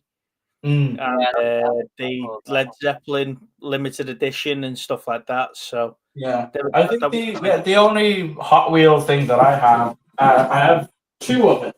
One is open and the other is still sealed. So let me just quickly grab them real quick. So of course, it being me, the only Hot Wheels thing that I'm after is the Kelvin Enterprise. Mm-hmm. So I got this in Aldi for like €1.50, which if I was to buy it on eBay would have cost me like a $5. So I bought that one, and then I bought another one just to have out of packaging.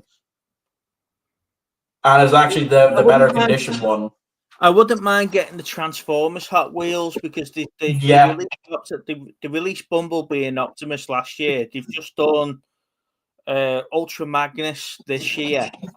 They seem to be really seem to be like limited runs, but only certain characters. They haven't like released a whole range of them. But like I said, we managed to pick up about 4 or 5 minis from Chris and the Simpsons car as well. We managed to get the Hot Wheels Simpsons car. But we're trying not to delve down that rabbit hole of buying Hot Wheels. It's just certain ones that we want because you can spend a fortune on Hot Wheels, especially with the money being like £1 or £2 now in places like B&M and Home Bargains and stuff. You can spend a fortune. Yeah, I agree with you on that one. I've got a couple myself, I think, somewhere. But you wouldn't you?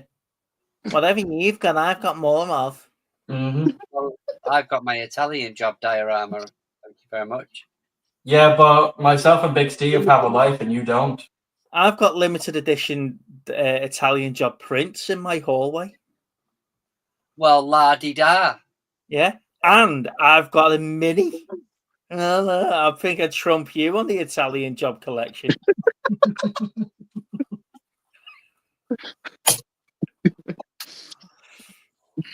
What Anyway, so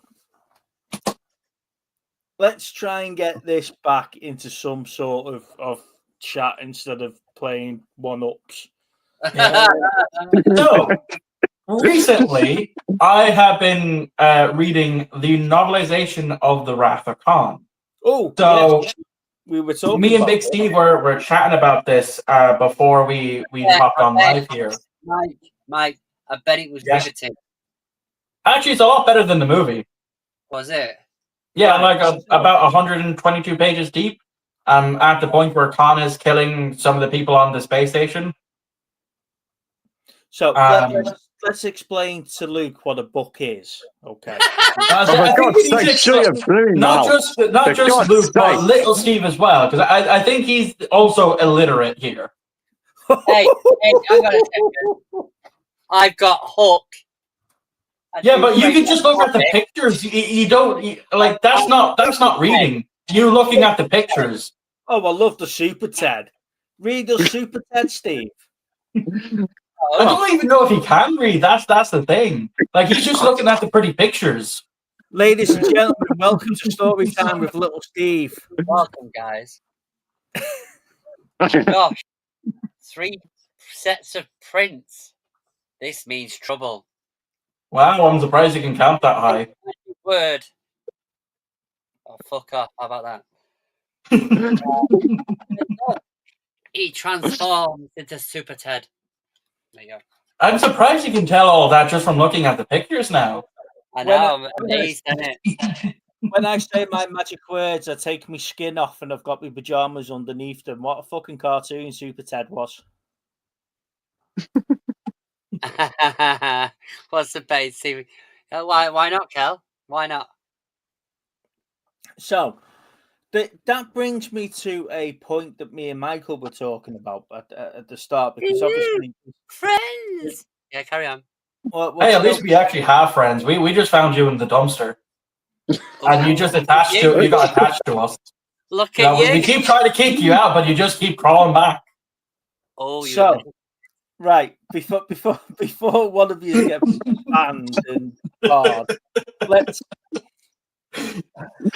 So we were talking at the start about, obviously there's films that are made from books, and then there's novels that are made from films, and it explains little bits of black holes that were in the film script and stuff like that. So books that spring to mind for me are obviously the Hunger Game books. You've got the Star Trek motion picture and the Wrath of Khan. You've got Jurassic Park. Jurassic Park's a big one for me because the book is a lot better than the film. I've heard the novelization of Jaws, because Jaws was a book before it became a film, that the movie is a lot better than the book. I've got a vision in my head there. It was someone's reading the Jaws book and it says, dun dun. Dun, dun. You know, one of those little kids' book where you open it up and it makes the sounds. Yeah.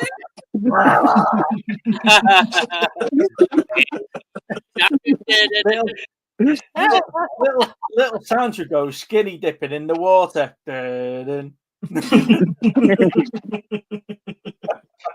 Baby shark.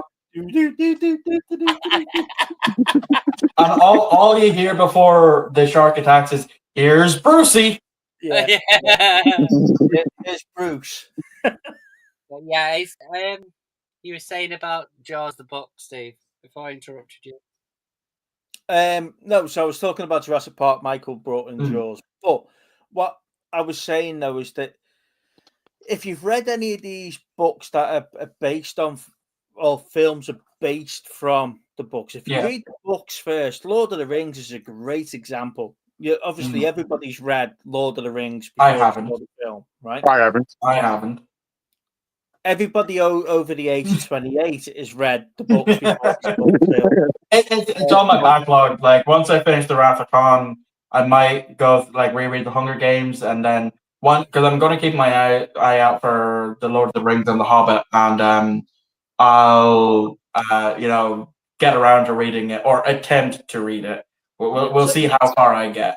So the bit in the Lord of the Rings, then, it's obviously there's a whole bit between Legolas and Gimli, and there's bouncing off between the two. And there's there's a subtext that they're definitely shagging often when no one's looking. But there's the whole bit about him being Gimli being scared of horses and stuff like that, which doesn't come across. It's just a few little throwaway one-liners from Legolas that sort of allude to that particular point, that he Gimli would rather run than be on the horse, and it's not explained in the film. And the stories in the books are in different orders than what you've got on screen. Obviously, they moved it around on the screen to make it flow better as a film. But but it's the same in Jurassic Park. There's people that got killed in the film that didn't get killed in the books, and when they explain what happened to Muldoon and things like that, he survives in the book. He doesn't die. He dies in the film, but he survives in the book. But he's sort of mangled and whatever else. And that scene with was it Ned, the fat fella that takes the shaving foam? That scene's a lot more gruesome than what they've put in the film. So there's bits like that, but then you've got it the other way around. You've got the novelizations that are from that are based on the books to fill in some of the storyline gaps in the film, because they had to sort of flush it out in another content. What have you watched where you've read the book and then you've seen the film, or the film's inspired you to go and read the book? For me, it would be the Hunger Games, because I got into the Hunger Games just as Mockingjay was coming out. And so then I watched those movies, and then my cousin owned the book, so I borrowed them off of her, and that's when I actually read through it, because sometimes I do find it difficult to, if I've seen the movie first before reading the book, I find it difficult to read through that. That's why I've only ever read one Harry Potter book, which was the first one. About €30 each to buy over there. Nah, super cheap. Unlike the physical media, the books are way cheaper, but like 10 something per book. But yeah, no, but that's how. But for the Hunger Games, that's the only ones that I could actually read. Haven't seen the film. Luke, what about you? I don't think Luke knows how to read. I think he gets Kels just to read him bedtime stories before he goes night night. Besides, I'm not really 4 anymore. You sure as hell look it. Go on. Plus, I think it's near your bedtime, Luke. I think Michael, it's near your shut up! bedtime. Jesus Christ, man. Have a day off, man. So No, go on, mate. I'm recently reading The Flash Reborn book, which I don't like at the moment. You don't like it. Why don't you like it? It's bad. That's not much to go on there, Luke. You need to. It's terrible. It's terrible. It's not well written. It doesn't follow a story. It's Like this is the education system right here. They just do not do things justice. You right, Mark? How's it going, mate? I'm good. How are you? Yeah, not bad, not bad. I don't know if you've caught the last couple of minutes of conversation before you come on, mate. We're talking about books that we've made into films and films that have spawned book series on the back of it to fill out plot lines, etc. Any spring to mind for you? That you... Yeah, the Expanse series. All 9 books. Bloody hell. Yeah, they've only filmed 6. The next 3 books are set 35 years on. Mm-hmm. With the Expanse. Have you seen Expanse? No. Yes, yeah. The Expanse, I think, and we'll move on to the next topic now. You've joined us. Okay, We'll move on to that. But the Expanse for me was really, really good, and that was one of the ones that I didn't realize was a book series until about season 2, because there was a big delay between 2 and 3, because they were saying they were sort of trying to adapt the book. So I didn't realize it was a book series. So that's something that I'm looking out for. Yeah, I bought all 9 books. Yeah, they're worth it. Yeah. Steve, apart from Short Jaws with Baby Shark and what ones jumped to mind for you? What? Sorry. What ones jumped to mind for you? What books compared to films have you enjoyed? Or to be honest with you, I don't read a lot of books. There's a shocker. I'm more of a visual than a reader, so I'd like to watch things. But the thing is that I don't, speaking to people, when you talk about books and versus movies and so forth, the common denominator is always that the book is a hell of a lot better than a movie. Which is true. I don't think I've spoke to anybody in the time we've done this where it's been a case of the movie's better than the book. It's always how much they've missed out. I don't know because the thing is if you have a book first and you read that first, like you have a vision in your mind of what that is, and it's like the expectations then to watch the movie and get the same sort of feelings about it. I would imagine it's quite a high. I think what we were just talking about there with the Lord of the Rings about Gimli and the horses and stuff like that. I think for that, like 10 lines, 15 lines in the book that sort of explain all that of why he's scared of horses. Yeah, that's probably half an hour on screen. Yeah, so that sort of little detail that they miss out of the book, is it changes the relationship a little bit there. What I want to talk about now Martin's joined in, is obviously you've got a lot of these sci-fi books that were made into films, and one of the ones that I really enjoyed, both the film and the book, was Ender's Game. You know, I thought that was really, really good. Now, unfortunately, they haven't carried on the series for Ender's Game. There's about 3 or 4 other books that three other books that they haven't wrote, they haven't filmed, and it's a shame they never carried on with that. But like I say, The Expanse, you know, you've got the supported universe there for things like Star Wars and stuff like that. Which of these other series or spin-off book series, obviously, like you say, you've got the Star Wars Legacy stuff that goes in, and the Heir of the Empire and all that lot. What sort of spin-off book series would you like to see them bring to series and film? Well, which Star Wars series? They are taking stuff from Expanded Universe. They are now. They are. I mean, look at Palpatine when he come back from dead and he went into a clone body. That went in Dark Empire. Yeah, years ago. And then Heir to the Empire, Thrawn. They're taking bits out of everything now because they can't create anything. No, the Expanded Universe is far superior to what we are getting. I can't understand why they never went with Expanded Universe. I just can't understand it. It's like they're taking bits off an apple tree. Well, they decanonized none of it, and then said, "Oh, that's no longer canon now." But then that was the way that they brought it. They were able to bring these characters in, these stories into main universe. Like, we'll leave them canon. Yeah, I agree with that one, Jeff.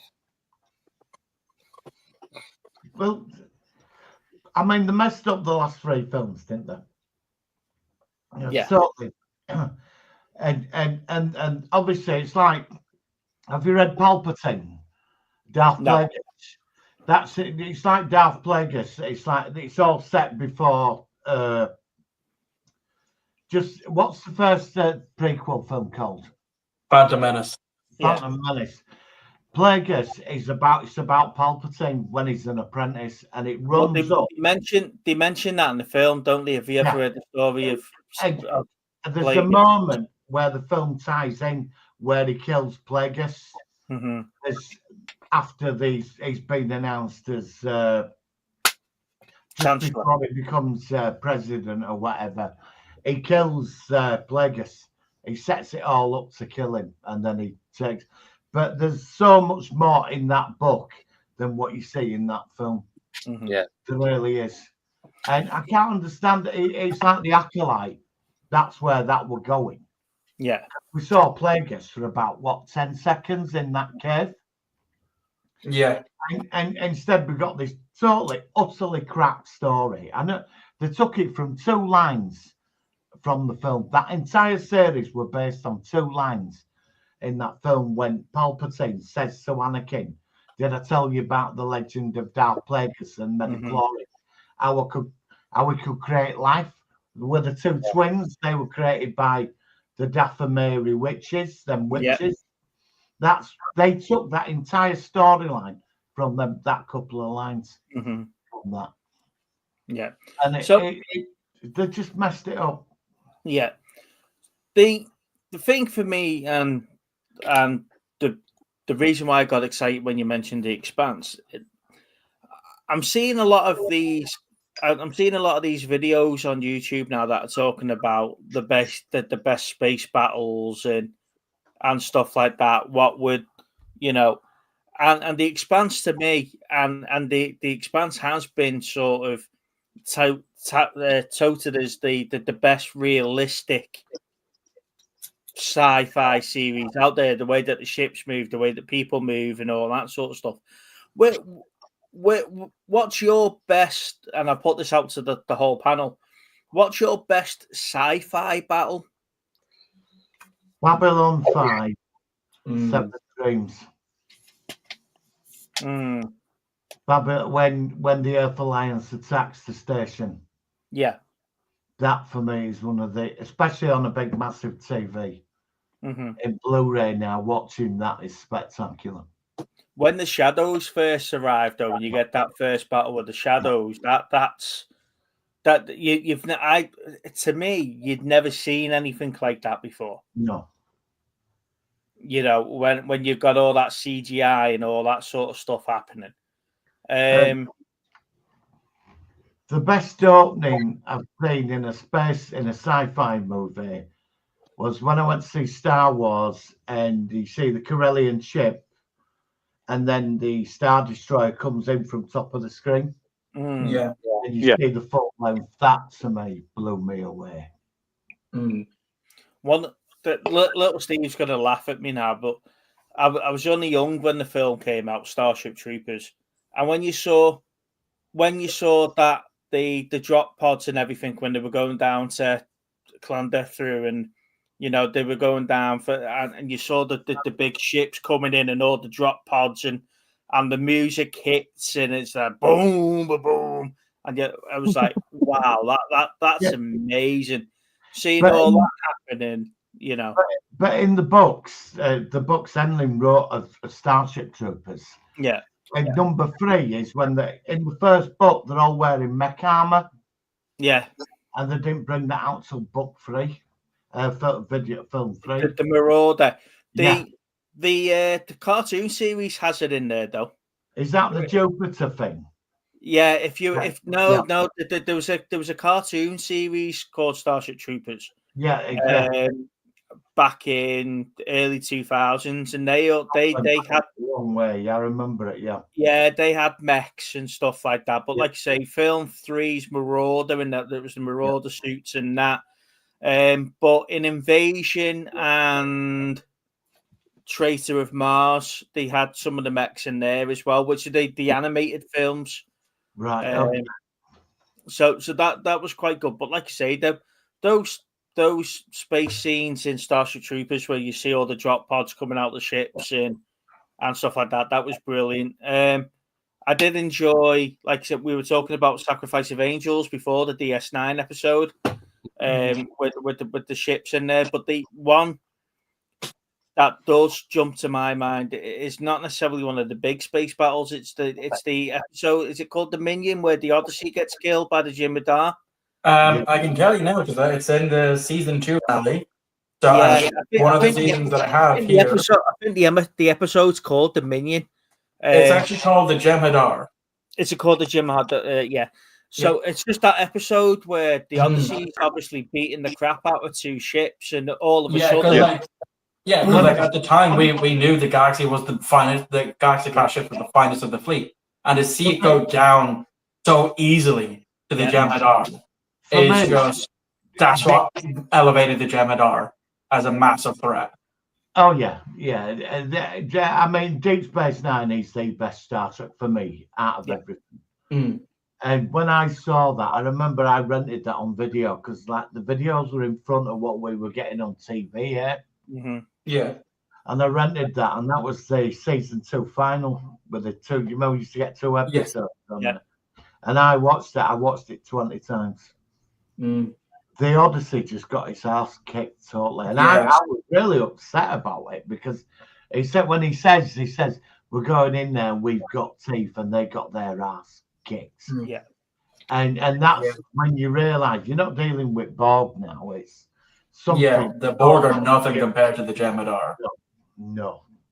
And it was 7 seasons. It was like 5 seasons of them. They were winning all the time in it until we got to the final sort of season. I think the greatest villain in Star Trek is Goldie Cat. I agree. Massively agree. A character that he thought he was doing the right thing. But he was completely evil. Like I remember when I was watching DS9 for the first time a couple of years ago, I heard that Dukat was like this evil bastard. But as I'm watching it and seeing him in the early stages, I'm like, wow, he's kind of a likable character. Like he's not as bad as these people make out. And then you heard about him from Kira's point of view. Yeah. From a Bajoran point of view. And then when you saw him when he was with Ziel, and he was just a lovable dad, and you're like, you're like, wow, where's this bloke coming from? Even the episode where they jump back in, Kira's back in her timeline, when her mother was with the cat, you're like, the cat wasn't a bad person. And it's an I mean, I've watched some people have done some good YouTube videos on him, his character, and it is interesting. I mean, he is but yet again, in his own race, he just wanted to make his people great again. Yeah. I mean, he was a monster. I mean, but. In his own people, they won't see him like that. The whole society, Yeah, and like a really good episode that delves into his psyche about that is when himself and Cisco are trapped on this planet. And then you just see him talking with Cisco, trying to rationalize things, but he's seeing like hallucinations of different people and that's what drives him to that point eventually. I think like when all the Cardassians were massacring the Bajorans when they were slaves, he did cut down the death rate. I mean, he says this. I'm not saying he's right, but there were less persecution under his rule, weren't there?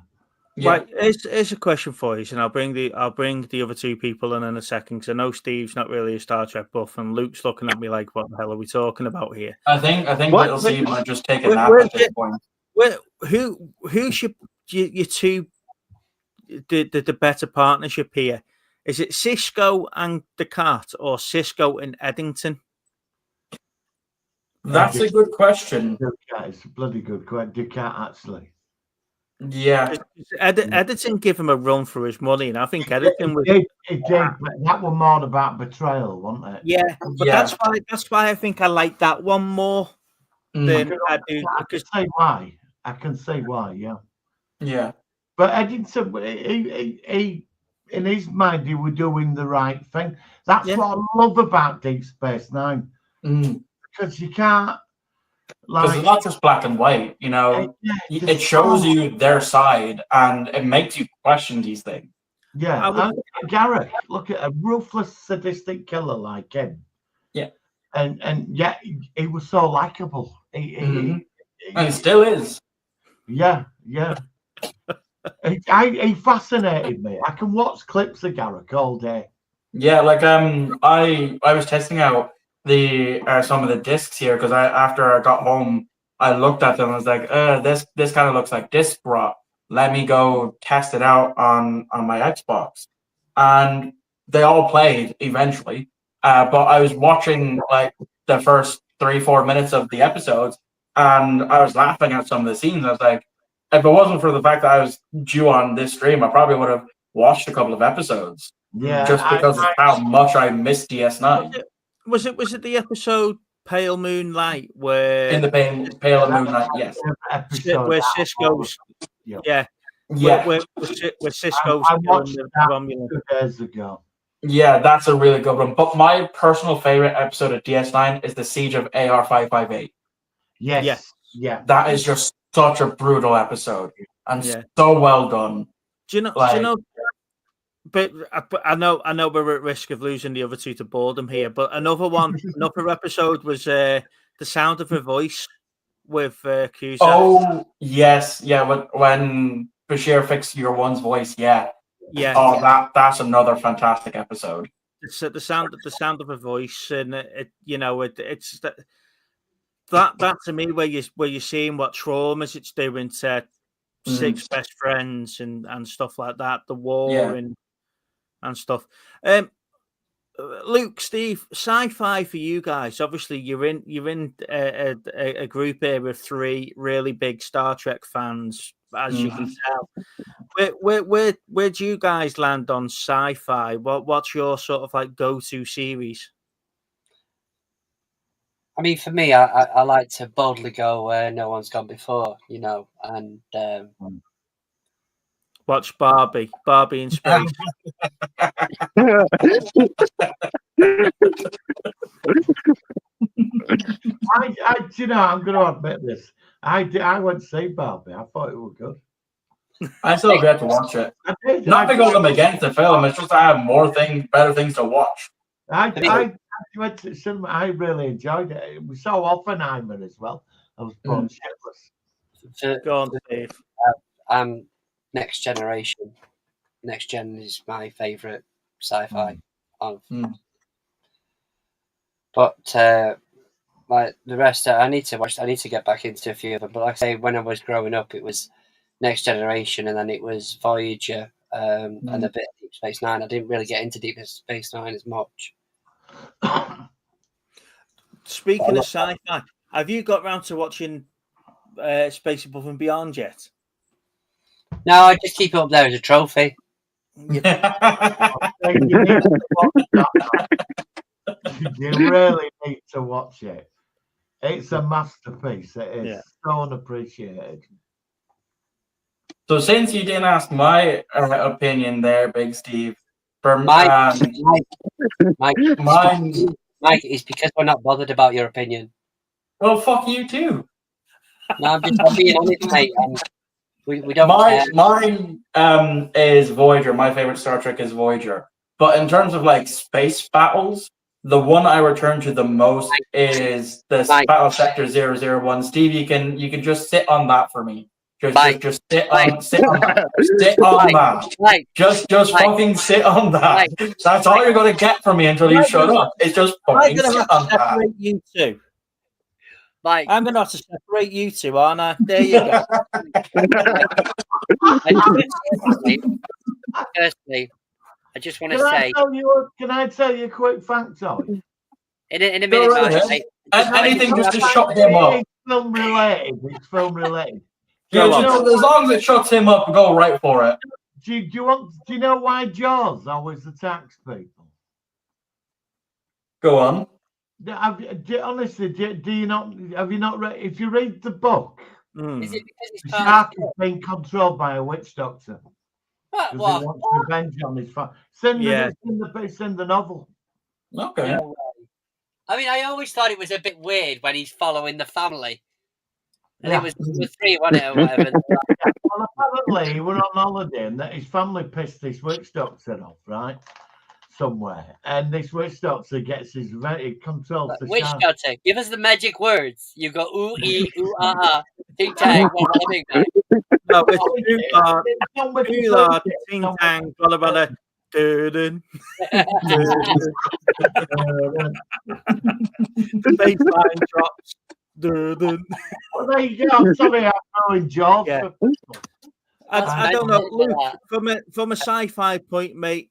What's your sort of go-to series? And I'm not talking like Marvel or anything like that. What's your go-to series for sci-fi? What now?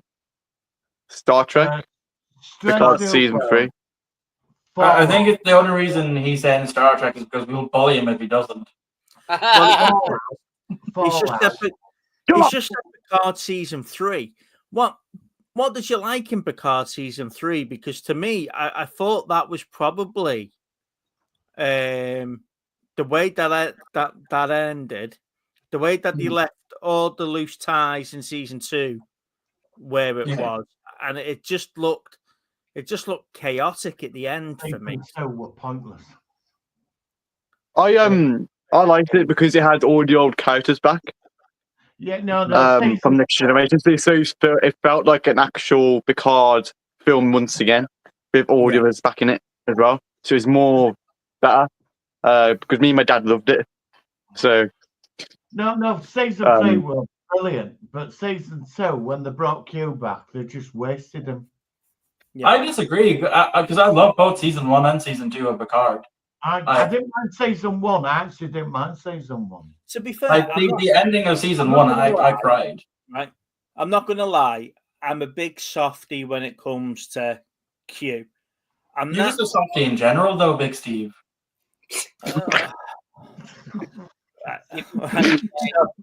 That scene with Q and Picard where Q's dying. Yeah. I think that was really, really well done. Yeah, And well, I then agree. for them to ruin that in season 3, I'm like, that you've tugged all on our heartstrings over that, and then you've just ruined the payoff for that. No, but it was the same with Data, wasn't it? They killed Data off, and then Data come back in season 3. Yeah. Yeah, they keep killing Data. Honestly, they should take a page from Torchwood where they have an episode called "They Keep Killing Susie," and just have an episode where they keep killing Data. Data died in the last Star Trek film, then died again in the seasons. It's a South Park meme now, isn't it? Oh my god, they've killed Data. Yeah. But for me, the leaving the Borg Queen sitting on the space anomaly, no one knows what's happened with that. No. Then they bring back another Borg Queen for the whole takeover. Yeah. You say it's like I were hoping we get Starter at Destiny, that we get the ship with 7 of 9 and a whole new crew. And I think that went right direction. Instead, we're going to get Starfleet Academy, and it's going to be set in Discovery future. But again, I haven't got time for it. Again, changing the Stargazer to the Enterprise. What was the point in that?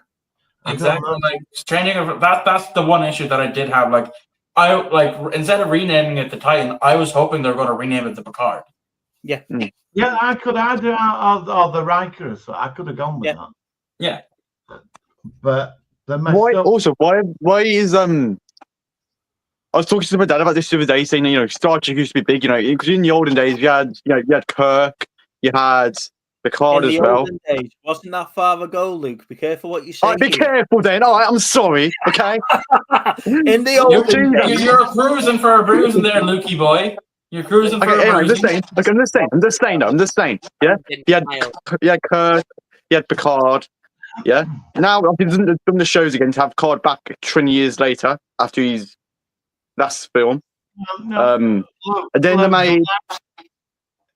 they made all these cartoons, like Lower Decks and what was the cartoon they made? Prodigy, yeah. Fucking brilliant. I don't like them doing that because that's doing Star Trek. And also what I was doing Star Trek is Discovery. Discovery was absolute. I don't think Prodigy. Big Steve, just kick him. Just fucking kick him. It's way past his bedtime anyway. Kick Michael instead. Kick Michael. You like Star Trek Discovery? I love Discovery. My entire review from Series 5, I opened each video saying I'm a Discovery apologist. I love all 5 seasons. I'm going to say that. After season 2, agree with me. After season 2, Discovery went crap. Yeah, come on. After season 2, it absolutely. The only season I'll say was shit was season 4 and kind of season 5, and that's just because if you take out Mullen Locke, is absolute crap. If you take out Mullen Locke from season 5, they still it's the same with the Temple of Doom, with the first Indiana Jones film. You take Indy out, and the events still play out as they do. You take out the villains from season 5 Discovery, they play out. You've got to admit that season 3 was a big letdown. Just to find out. I'll admit it was a bit of that was a bit of a letdown, but the entire rest of the season was good. 5 then. Sorry. So now he's saying season 3, 4, and 5. No, just the ending of season 3 was bad. The rest of season 3 was good. The build up to the burn to find out it was just a kid that spat his dummy out and had a bit of a mood swing and blew up half the universe. Yeah. What was that all over? Sorry, Michael, I rudely interrupted you there. It was terrible. It was bad. Like I said, I get that it was, the ending of season 3 was bad. All that build up to that, but the rest of season 3, was good. Especially because even when I went back and did a rewatch, I started with episode 2 before I jumped to episode 1 because it flowed better. Seeing Discovery crash down and try to get acclimated to this century and then be saved by Burnham and then jump back to see what Burnham was up to for that year before she found Discovery. That flowed a lot better. Burnham couldn't carry that series at all. No. When she grew on me. When Pike by the end, I really liked her, but in the first 3 4 seasons, I really did not like her. When Pike came in season 2, he made that series better. He did, yeah. Oh yeah, season 2 is brilliant. Yeah, I love season 2. But the rest of it, Yeah, when they made season 5. It's like when they made season 5. Sorry, go on. I mean, I like Stamets. I did like Summit Crow. You know, I like the alien guy, the actor. So I think he's so weird, that guy. He's like how he's built. Doug yeah, Jones. because like since he's the first person to play a Kelpian, he built that the way that was. I like the episode where they go to his planet and there's that other race keeping his race down. That was good. That was a good episode. Is it Doug Jones, isn't it? He plays like Doug Jones. he plays like all the amphibious people and Abe and Hellboy and stuff like that. He's known for playing big daft characters, so he sort of fell into Saru, didn't he? Yes. I think what it is as well. You see, because like Big Steve and Little Steve, like our age, like we were in the 90s watching all the way to Enterprise. Yeah, we were growing up for a Being while. older than this. That's our Star Trek. But this new stuff that's coming out, there's going to be a generation where Discovery is their Star Trek. And that it is for me. Like I got into Star Trek before Discovery came out. It was actually Star Trek 4, the one with the whales, that got me into Star Trek. I just watched that one random day, and then I went to see what other Star Trek things my mother had. Because my mother was a massive Trekkie growing up from the 70s. And so I watched what DVDs she had. So I watched the one with the whales, and then I watched The Final Frontier. Then I watched The Undiscovered Country. Then I watched Generations and First Contact. And then I started watching the series when they were on TV. And then it wasn't until I started, when I had Netflix for a while, that's when I started watching through Enterprise for the first time. I remember being 6 when it was 6 or 7 when TNG started. So we had to record that to watch Star Trek with my dad. And then obviously DS9 was the next. I sort of skipped Voyager a little bit. I wasn't. I don't think you ever got a payoff with Voyager. No. Voyager's superb, but you never got the. I think they should have got home a couple of episodes earlier. You're not the only one who says that. The thing for me though is a captain making decisions about saving the same fucker that keeps getting himself stuck on all these planets and getting kidnapped all the way through the series. Poor Harry Kim must have got kidnapped more than a bloody the Forever Ensign, as he became dubbed. Yeah, but for every episode he got kidnapped, Janeway give away home away. Mm-hmm. You know, you could have just left him in the Delta Quadrant, and just. I've got a question. Go on. Dangerous, but go on. About sure, Michael. I got a question about Strange New Worlds. Okay. Now, obviously, Strange New Worlds season 2 came out about 2 years ago now? Was it? Yeah. When is season 3 out? June. We don't know because they're filming season 4. I know the director said they filmed it, so I'm waiting for season 3. Yeah, it's probably going to come out in December because what they'll do is that they'll split it over Christmas. They will release the first half before Christmas, and then I don't know about that because they're having a premiere for the first episode in June. Yeah. So I think it could be June for that one. Yeah. Hopefully. I think Star Trek Strange New Worlds has got the Star Trek thing right. Yeah. And they have definitely. put risk of it, like the music episode and stuff, which a lot of people want. I love the musical episode. There's a few episodes in season 2 that I didn't like. I didn't like it when they crossed over with the cartoon in those cartoons. Dude, I didn't. That was amazing. No, I didn't like it because I don't like the Star Trek cartoon series. I don't like it. I don't like it. It's absolutely terribly made. Hold on. Luke, shut up. What are you shut up? Where, at what point did you stop watching Lower Decks? after like the first episode. Oh, That's your issue. The first season is bad Right. until the season finale, and then afterwards it gets good. I think from a People say it's still crap, so I'm not going to bother watching it.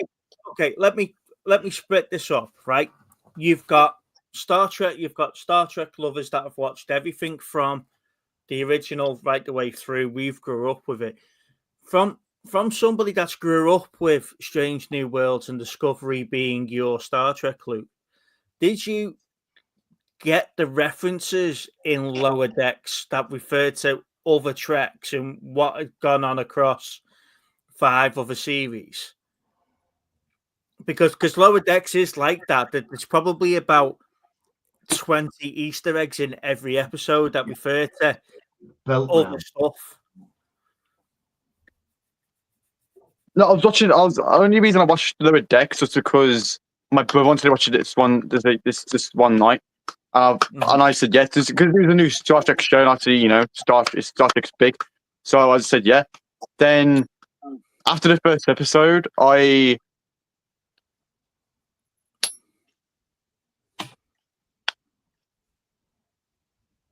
You are. Trying to Go on, finish your sentence. I can't remember that far, okay? I can't remember. I've not seen I've not seen Prodigy yet. Prodigy. Oh, you should. Prodigy is one of the best animated Star Trek series. Even if it doesn't get picked up for season 3. Just the 2 seasons are brilliant. No. The thing for Prodigy though, it's after Janeway's an admiral, and I know backstory. There's a big jump in time, so it's sort of like in between Janeway and Picard, in a sense. The best Star Trek show ever made is Picard, definitely. No, it's Deep Space Nine. Yes, it is. Picard's the best show. No, it's not. Yes, it is. Well, if you're watching, just backhand him for me, please. You're closer to him. You've got 2 episodes. You've got 2 episodes in season 1 that's nothing but filler. The whole season 2 is filler, and then season 3. To me, yes, it was good, but I think they could have done it a lot better instead of the copy and paste fleets. All the ships all look the same. To me, the Picard was. It was a great idea, but it wasn't executed the way it could have been executed. I like Picard because I watched the films, and in the films, I've only watched the films because my dad loves them. He's a big Picard fan, yeah. So he's got every season and all the films, yeah. You're losing your. I watched that because one time he wanted to go back and watch Generations again, yeah. With me and my brother and my mum. So we all watched it. We all watched Generations until Nemesis. Yeah. So you're seeing Picard from the end and Nemesis, then, aren't you? Where they all go off the separate ways and then they all come back again. Yeah, but I like that. I liked season 1. Season 1 for me was going back to Picard again. I liked that. I liked seeing Picard again because everyone loves Patrick Stewart Picard. Everyone loves him. He's a brilliant. I'll probably say he's the best captain in Star Trek. No, better than Kirk, better than Pike. It goes Janeway, Cisco, then Picard. No. Picard's the best. Picard's the best. Again, please, for the love of God, clip him around the head for me. You're closer to him. Why did no one do it to Michael? Michael deserves it. Martin, come on. No, fuck you, I. You're the one who deserves it. Michael, you play off the table again in a bit. Martin, you've seen all of this coming through unreleased. So, order the best captains, please, sir. Come on. For me, it's Cisco, Picard, Kirk, Janeway. But I've got to say, Archer, I was very impressed with Archer. His growth. Yeah, Archer above Kirk for me. He went out there very colourful, thinking it were all going to be exciting. And by season 4, he's a full-on warrior after the Zindi thing. Yeah. That whole Expanse series, I enjoyed that. Yeah, I did. Yeah. Favorite episode in that was Lonesome Star. Yeah. And when they ended up on that cowboy planet. Yeah. I'm not even sure what my favorite Well, I think that for me with Enterprise, I go by the opposite of what people say. I love the first 2 seasons and didn't mind the third or fourth. It's a shame they never got to end it properly because I know, especially with season 5, like I would have loved to have seen that refit Enterprise. Manny Courtois, all he needed was another season. Yeah, you know the episode I love, which causes me major concerns about the record keeping of like Starfleet, is the episode with the Borg, where they found the Borg after first contact. Yeah. Where they found the Borg after first contact, and then it was love that episode. It's like we're just about to send a message. Did we blow the ship up before the message got sent? We don't know, but we'll find out in 800 years or whatever it is. And it's just like, right. And then it was just like, how the hell did we not record the fact that we had it? Well, the cybernetic sort of thing, because it was obviously Cochrane's mentioned it when he's been pissed about the cybernetics people on the planet. But then we've never followed that through. So the message got to the Borg because in the final episode of Next Generation's season, the one before, the Romulan on the neutral zone, must have been just lifted up, and that's Borg there. That's them that are doing that. Yeah. Okay, so I definitely know what my favorite Enterprise episode is. And it's the one where Dr. Phlox has that moral conundrum of he has, these 2 species that inhabit the planet.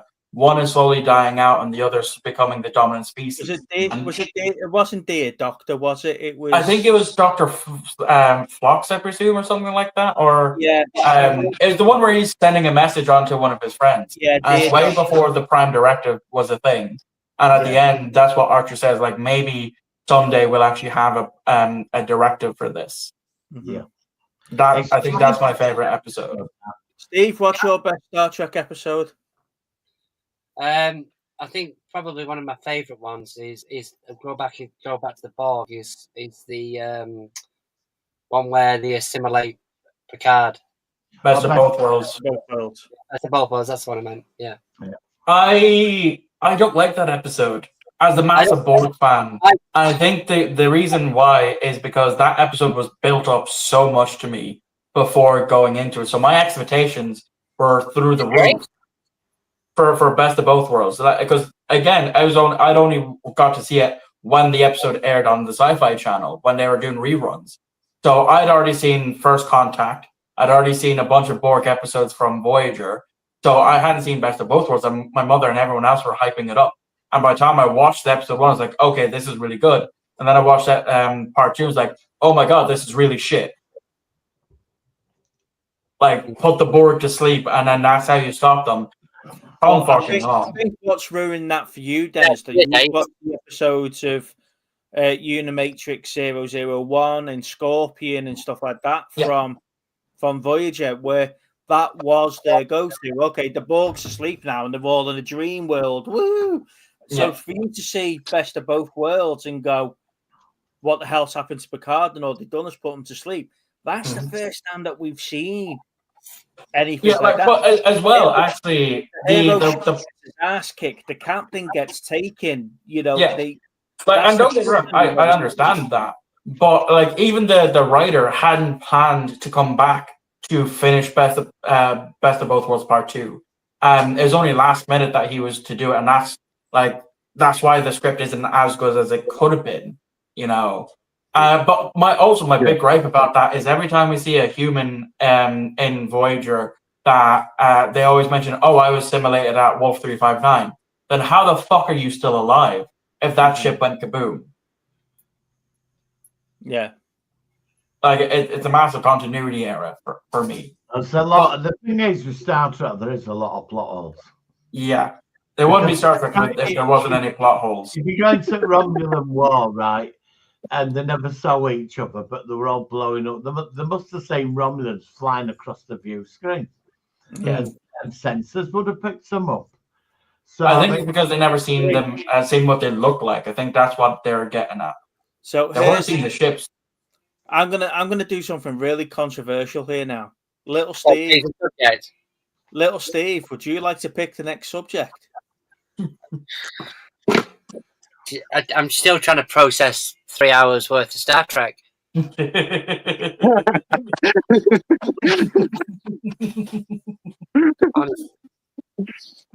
So, okay, next one. Then, has anybody seen the trailer for Squid Game Series 3?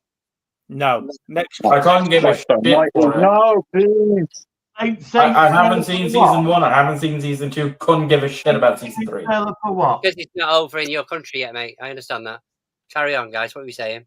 No, Ireland have just got Star Trek for The Voyage Home on cinema. You know,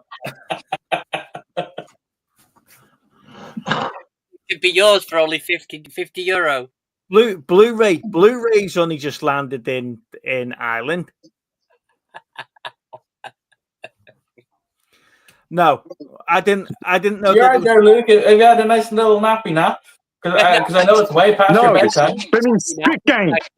I didn't know Squid Games, the trailer had dropped for Squid Games, mate. Is that what you've been watching? Oh no, please don't talk about Squid Game. No, man. I've got it on my Wait, iPad. wait, I'm wait, not wait. saying no. I keep meaning to watch it. I don't think it's my thing. I've heard it's really good. It is. I watched season 1, hated it. Watched season 2, hated it. Season 3, couldn't care less. If you hated season 1, Luke, why the fuck did you watch season 2? Just to Because see what see it was good. So I wanted to watch it to see it was good. Okay? It's the same It was with me crap, with so I turned it off. Things. It's like me going, like, standing on a rusty nail. Like, Stranger oh, Things, that Mark, hurt. Steve. I didn't like that feeling. And then 2 seconds later, you know what? Let me try that again. Let's see how that hurts. It's the same And as then me. you- It's the you same never as learn. me. Michael, got something for you, Michael. Yeah, I've have 2 on me, mate. I've watched all the season. I've watched all the Squid Games. I still not Squid Games. Sorry, Stranger Things. Yeah. I still don't like the season, but the series. But I'm still gonna watch the last one now to see what the bloody hell's happening because I've invested 5 Steve, years. it's because you can't understand it. It's because you don't understand. You don't understand what it is. Yeah. Once you've invested, you can't pull out. Yeah, so Exactly. I've got to watch the last season to see what happens to the little back. Oh, How do you? Hang on. So you don't like Stranger Things, but you still watch the last season. Yeah, I've got to now to find out what happens. 5 years of For watching God's it. sake, man. Gee. Yeah, I remember when Lost came out. I invested. I watched it right until the end, and ending was terrible. But I did enjoy my journey through it. Lost. I lost interest in the first episode when there was a polar bear on a desert island. I then jumped into another episode and it was all about question marks. I'm like, what the bloody hell's happening here? And then I had no idea what was going on from there. And I was just like, I went through. I stuck with all 6 seasons. Yeah. Well, you do once you invest in something, it comes a bit personal as well, don't it? Yeah, that's it. I agree with you on some aspects with that. You know, it's like I've started on Silo. I don't know if you've seen Silo yet. yes, I've started that. Yeah, I've just got on season 2 now. yeah. It's like, Oh yeah, Steve. There's a character returning. The what? The what? There's a character returning in season 5 of Stranger Things. The cows returning in Stranger Things. There's a character returning. Seriously, Luke. You. What's the point of sending you to school if you're not going to talk properly? I don't know. Steve, hear me really. He's just been an idiot as usual. Honestly, you should, like, at this point, you should just start paying the school because they obviously can't fucking teach you shit if you can't talk properly. Michael, shut your mouth, mate. He's Fucking saying make me. He's saying there's a character coming back in Stranger Things. So it's off for the fella that was banging the mum who died. In No. It's someone who's dead. The older brother that died in season 3, or It's Eddie, in it? Yes, Eddie. Yeah. You just ruined Eddie's death. No, because they're saying they're saying that when he died, he got bitten by all them bats. He didn't really die. And then he was he's going to come back in season 5, but he's going to come back from. Is he going to be the new bad guy in season 5 that controls the big? He's going to be a villain. He's going to be a villain. He's going to be a villain. Is he bollocks? Because then you he's going to be a villain. I can't see. None of you don't like Stranger Things. I can't see none. I doubt it, because you're almost carbon copying that brother's story again, aren't you? Because he was a bit of a knob, but he weren't a complete knob until what happened to him. They just copy. He's just a copy and paste guy if they did that. I don't think they would, to be fair. Well, have you seen? Well, I like Joseph Quinn, so I hope he did do it. Sorry, mate. What you say, mate? Have you seen Cobra Kai, the final series? I have, and I loved it. It's brilliant, mate. It's brilliant. I loved it. The only Absolutely criticism brilliant. I have is the fact that they split it into 3 parts.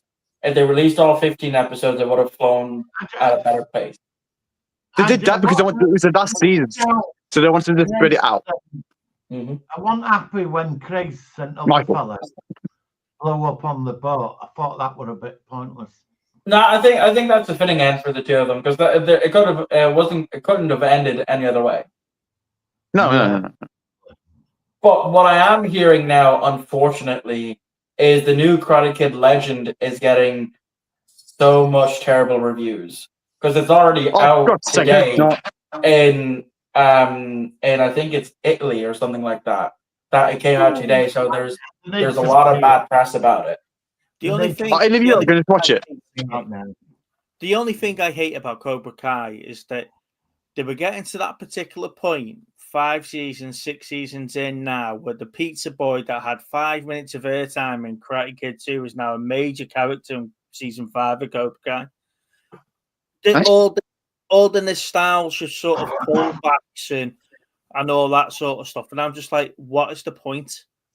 It should finish it now. It's over. They finished it. It should be left alone now. Yeah. They created a great series. They were very clever what they did with it. But I'm not interested in spin-off movies. It's just going to be the same story played out over and over again. Yeah. So the thing of Cobra Kai is that obviously because Cobra Kai was made by YouTube before in season 1 and 2, but YouTube made that because YouTube had brought it back. Then obviously Netflix made season 3 from season 3 that made it. Netflix said if Daniel Russo was not making the film and the film was not going to be made, they would have made more seasons. But because he's making the Karate Kid Legends movie, we have to stop Cobra Kai because he can't. It's always going to end with season 6. No. The director said he was actually planning on making the season 7, but because he's confirmed that he wanted to be in Legends, the new movie, you have to stop on season 6, which is why they want to make it season 7, 8, and 9. There's only so much I can watch. The kid that gets bullied in high school become a karate champion. Yeah, same story. It is like it ended where to me it ended perfectly. You know, where it ended was exactly where all the characters needed to be.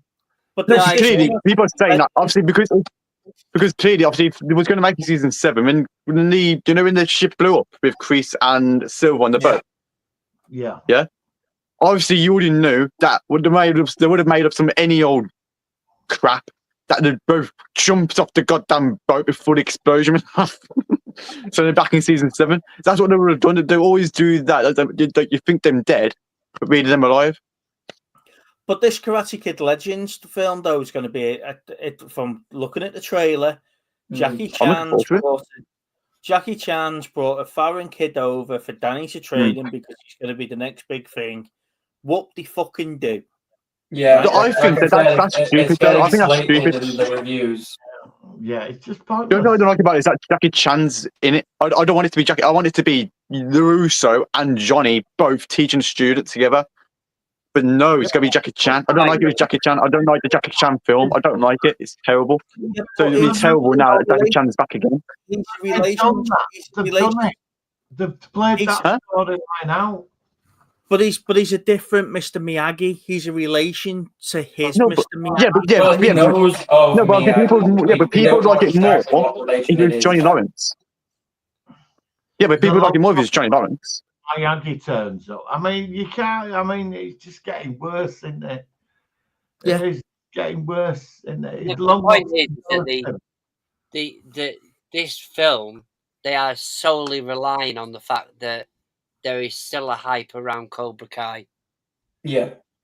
Right, because obviously the next Karate Kid, or the Karate Kid that they did with Will Smith's son in, it flopped like a mother. So you've got I say that nostalgia. You've got the fact that obviously Jackie Chan's in it, but ultimately, I don't think they'd be bringing this out now if it wasn't for the fact of they're riding off the back of the Cobra Kai. Yeah, I have to agree with that. Yeah, They're not brought it out thinking it's time for a bit of a new film from Karate Kid. They're riding off the back of that. Yeah. But let's be honest, people like Kreese and that, they don't, and even Silver, they're not of an age now where they could even sort of look like a fight scene on screen. Yeah. I noticed as Kreese did less and less, and it was a lot more camera work. So maybe it's just a case of they can't run that any longer, really, because the kids aren't kids anymore. But for me, there is a new Karate Kid and Karate Girl, isn't there? They won that tournament. There's no point. They always it was confirmed that Miguel is the Karate Kid of the Cobra Kai universe. He's my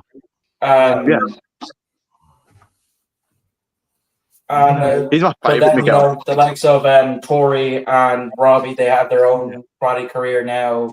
The Binary Bros are off to college. And like I said, I think the way it ended, I was satisfied. Yeah, I was. Leave it now. Just don't spoil it. Just leave it.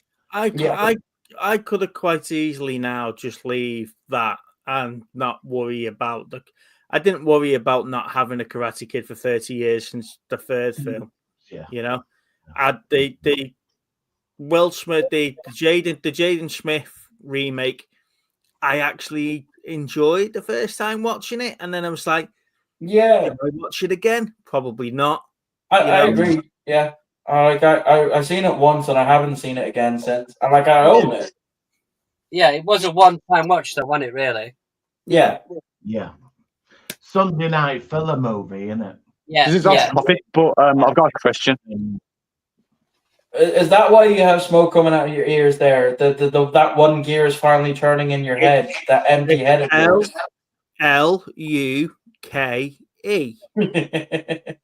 That's how you spell your name.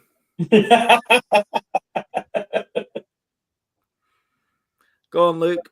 Steve, can you shut up, please? And it's not Luke as in Look either. Luke. Shut up! Jesus, man.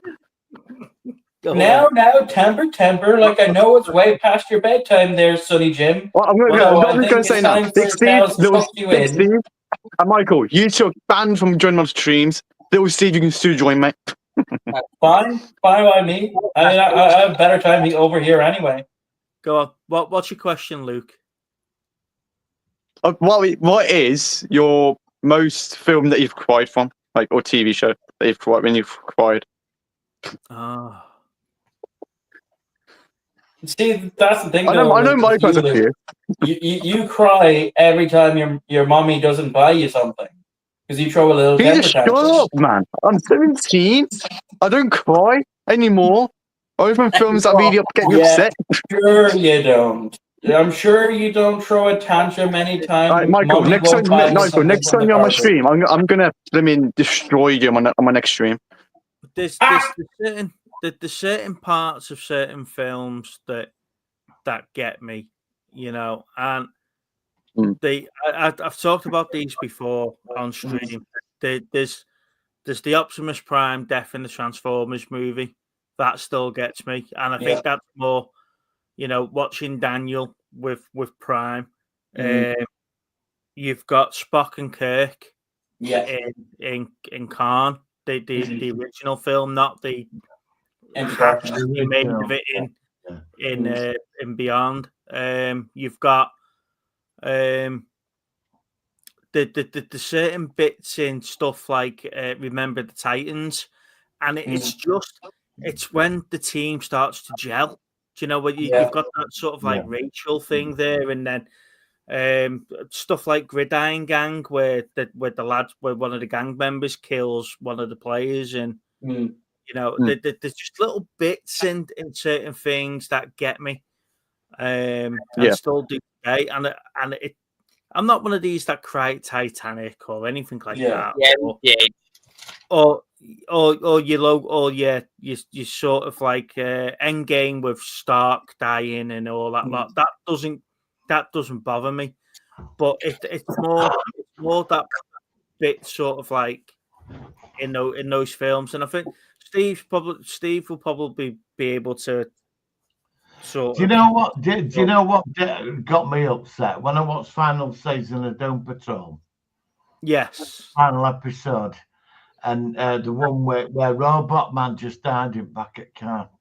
Yeah, it was a very powerful final episode because I was so invested in Doom Patrol. But the final episode, it was like you were seeing friends leaving you. They were all going their own. And they were really upset me. I didn't want it to finish. It's as I said that first time I saw Q and Picard. Yeah, it was when he says "Good night, El Capitan," and it was just like, okay, brilliant, thanks for that. The heartstrings. And for me, the scene that they've done for Data's second death in season 1 of Picard, mixed in with that song sang by Your One, that got me. Stand by your man, then. Sorry? Stand by your man. Well, it's when you've got Rafa Khan and you've got Kirk with Spock, and then you've got that whole funeral thing. And just the voice crack when he says, "I've never met someone more human." Yeah, and then you've got Amazing Grace being played over the top of it. It was just the way they did that, and then to get that rehashed in bloody Into Darkness, and there's just no emotion in that was just pointless. That I can trust all of them. What one of the things that blew me away in Star Wars when Vader turned on Emperor when he was hurting his son. Yeah. And when he went, he just shouted out no. Yeah. And the music kicked in. That was very emotional. I cried when Captain America died. Yeah, fucking course you would. He's my favorite hero, dude. I actually, when I was going out with somebody, I took it to see Titanic years ago. My mum died when my mum cried when Iron Man died. Well, she was great when it was going down, and they would tell her he loved her. She pushed him into ocean. She was crying her eyes out. She was squeezing me hand like really. I was sat there, bored shitless. I was bored shitless. I thought, fucking, when's this finishing? But it's. I didn't care about Iron Man. I just cared about Captain America. I didn't care about Iron Man. Nobody cares about your opinion, Luke. I'm gonna beat all of them. No one cares about your opinion. Go on, Stevie. What one brings you to tears? The end of this. Yeah, definitely. Yeah, bloody. I've got to go now then. Yeah. Oh, is it time for your Betty Pies? Shut up! The end of Watership Down makes you bawl your eyes out. Yeah. There's no competing with that.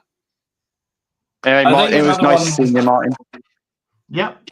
It was good to rag on you again. Gotta have my punching bag nearby sometimes. Do you know what? You and Big Steve today have been an absolute pain in the ass. Luke, hang on before you disappear. Apart from Captain America, what else has brought you to tears? Because that was your question, and you just sort of skipped over it. Captain America. I don't want to talk about the other one. Go on. Well, you're the one who fucking asked. Okay, you have the fucking answer. Full bed our souls there.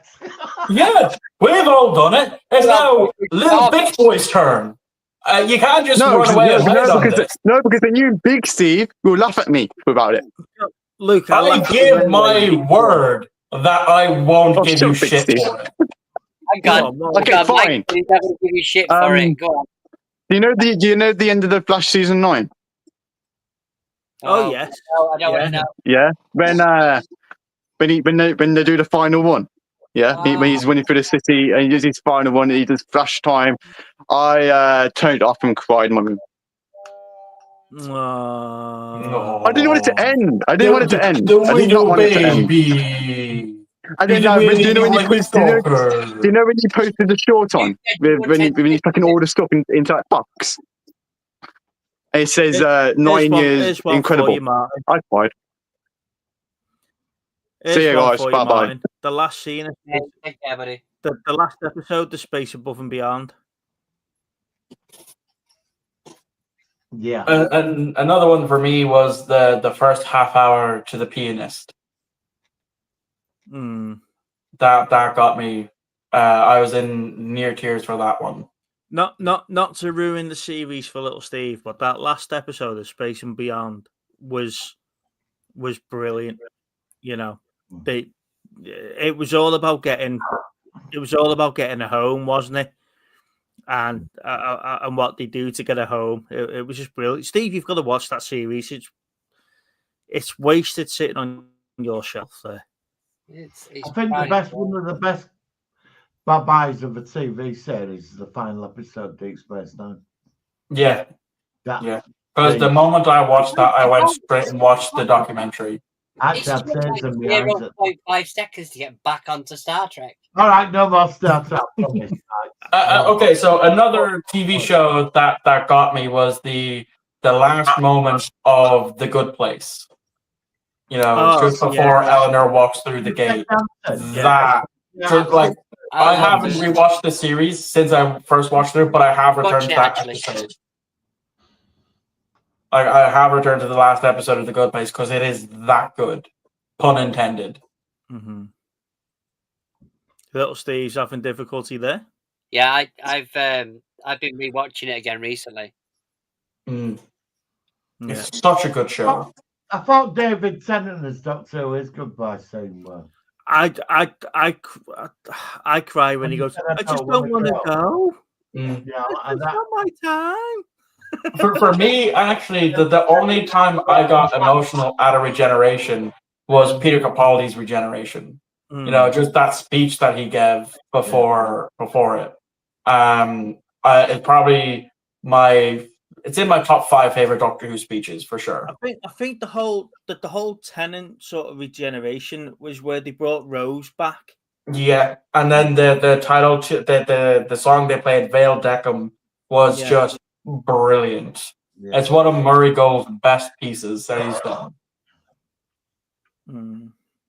It's just a shame that the newer stuff he's been doing for the new RTD2 it just sucks ass to the point where he's just reusing tracks from when he worked previously on the show. I think that there's scenes in like the 2004 Battlestar Galactica and where people are dying and that, and it's people that you don't expect. Yeah, Serenity. You know, Serenity. Yeah, that were the ending of that one. They're all stood around the holographic graves. And that were very popular because I loved the series, and then we got the film. I love the character of Mal, the anti-hero, and the group because they are family. But then when you see what happens to like Swoosh and people like that throughout the and you're like, oh God, what they died when that metal went? I couldn't believe it. You know. Yeah. But I've heard, apparently it's coming back. So, well, they're supposed to be remaking it in the way that it's supposed to have been made in the first place. But when you've piloted the first episode as the last episode, you know, because the last episode about the space prostitutes is supposed to be the first episode in the series. Yeah, well. So when the studio played it in the wrong order, it's like, what are you supposed to do with that? I don't know, but like the film were like five seasons of storylines all put into the film because that's where it were all going, wasn't it? The Reavers, that were key to it, wasn't it? But I would really wanted more from that universe. No, I can't. I've been trying to get into Doctor Who. I mean, I haven't watched Doctor Who since Capaldi. Get into it. They've killed it for me. Saturday's episode were okay, but that needs to disappear now for 10 years and come back. You know, my co-host said that. He said it needs to finish now. Yeah. It needs to finish. Oh, geez, I have no fucking clue what I just done. Yeah, that Doctor Who just needs to disappear now for a decade and then come back in. As much as I'm enjoying the new season, I kind of agree. Yeah, I can't. I've tried. Like Steve said about investing in something. I'm stuck with it. Even when they changed them into, I defended that. I didn't have an issue with it. So Yeah, I've been I watched it through thick and thin, and even now, no, it's time for it to go. Yeah, it does deserve it. I mean, like the last week's episode and the just overnight viewings, I think had 1.5 million people watching it. Yeah, and I think that's the lowest it's ever been. Last Saturday's episode was actually very good because it was like the last 4 episodes have been really, really good, which is a shame. It's give it a rest now. Yeah. I think as well, what's killed it is having it go on streaming, like first thing in the morning, because people are just not going to watch it then in the evening. They're just going to watch it online. See, I don't mind that because I used to watch Game of Thrones with the early morning streaming, and then I know what's happened then when everyone's waiting to see it at the end of the day. You know, when it comes on at 9 o'clock. But I'm normally well away by 9 o'clock. I'm surprised. Game of Thrones. I've never seen it. I still haven't seen it. I watched the first 25 minutes of episode 1. I was like, oh, this is interesting. And that was 8 years ago.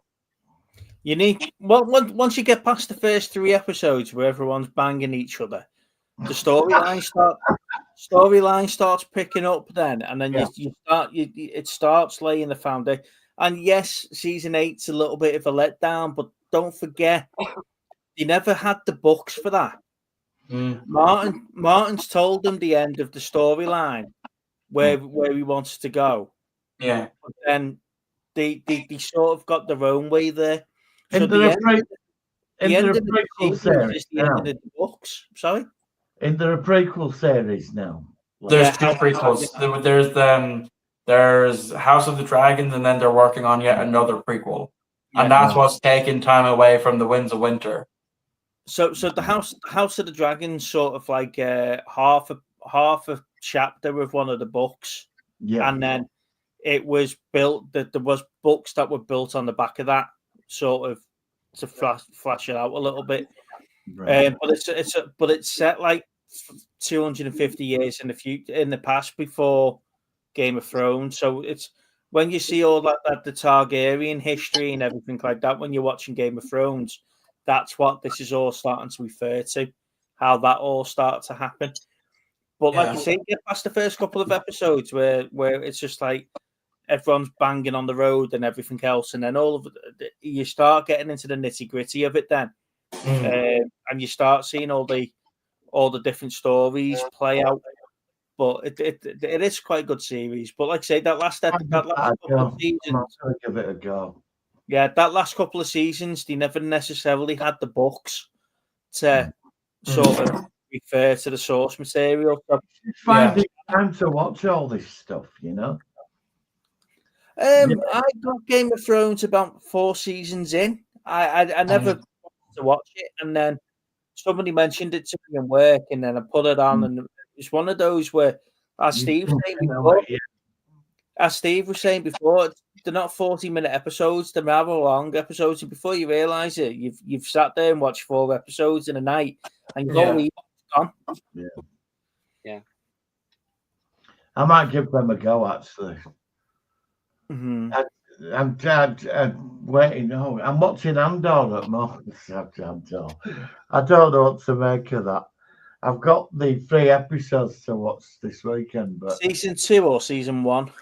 2. I was like, I watched 6 hours of it. I was at home last Sunday, and I sat down and watched 6 full episodes of it, and it was all over the place. I know it's 3 hours a year apart, but there was no story to any of it. No. And I was like, what is like, what the fuck is what is going on?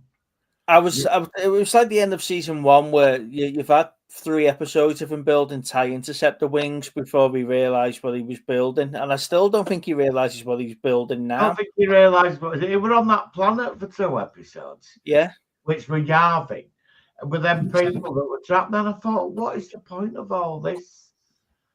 But I've heard apparently somebody I know think 3 episodes. Apparently, it really gets better this week. Apparently, why is he starting to meet up with the rebellion so he gets killed off? I've been told, yeah. Yeah, Right. because that's what I don't understand. But how many seasons are you going to drag it out to the point where we know he gets killed? No, it's just pointless, isn't it, the whole thing? Sorry, spoiler alert, if anyone hasn't seen Rogue One, that's what's going to happen at the end of Endor, is that it's going to lead into the Rogue One story. Well, I just find him a pointless character. Honestly, I'd rather learn about Mon Mothma and creation of the Rebel Alliance. From what I have seen, these new 3 episodes is leading into Mon Mothma starting the rebellion. I'm more interested in. I'm not bothered about him. He gets done by Death Star. It's pointless. But give me series about the stories from the Rebel Alliance that you hear in the original trilogy. Yeah, like Expanded Universe stuff. Rogue Squadron, no, that Red Squadron. Yeah, give me those stories, when X-Wing and TIE Fighter, those book series and game series. There's some great stories in there. We got the Dark Troopers from the games that in Mandalorian, and yeah, that was super. And stuff like that, or Boba Fett 2.5 or whatever the bloody. I gave Boba Fett another look the other week. I watched the Book of Boba Fett, and to be honest, second time round, I actually quite enjoyed it. But it's those 3 episodes of the Mandalorian that's in the middle of Boba Fett. that make no sense. Why you put that in there? Yeah, no, I agree, because I started watching it again, and it's all about him in his nappy going, I'm Boba Fett, and doing his thing. And then so there's 3 episodes at Mandalorian. Yeah. And then so there's 1 episode of Boba Fett. 2.5 or something like that, you said. Yeah, Mando season 2.5. Yeah, so it's like, look, I finally got my armor now, but now I'm going to shut off now and go and do the voiceovers for Ahsoka and everything else now. I love Ahsoka. I think Ahsoka's brilliant. I didn't like the bit where they finally caught up with Ezra. I thought I was a bit disappointed with that. Yeah, I was expecting something much better. The rest of the series was all right until they went through and caught with the space whales and then caught up with Ezra. That just ruined it for me now. The villain is the Martyrs Gods. It's Abeloth from the games, apparently.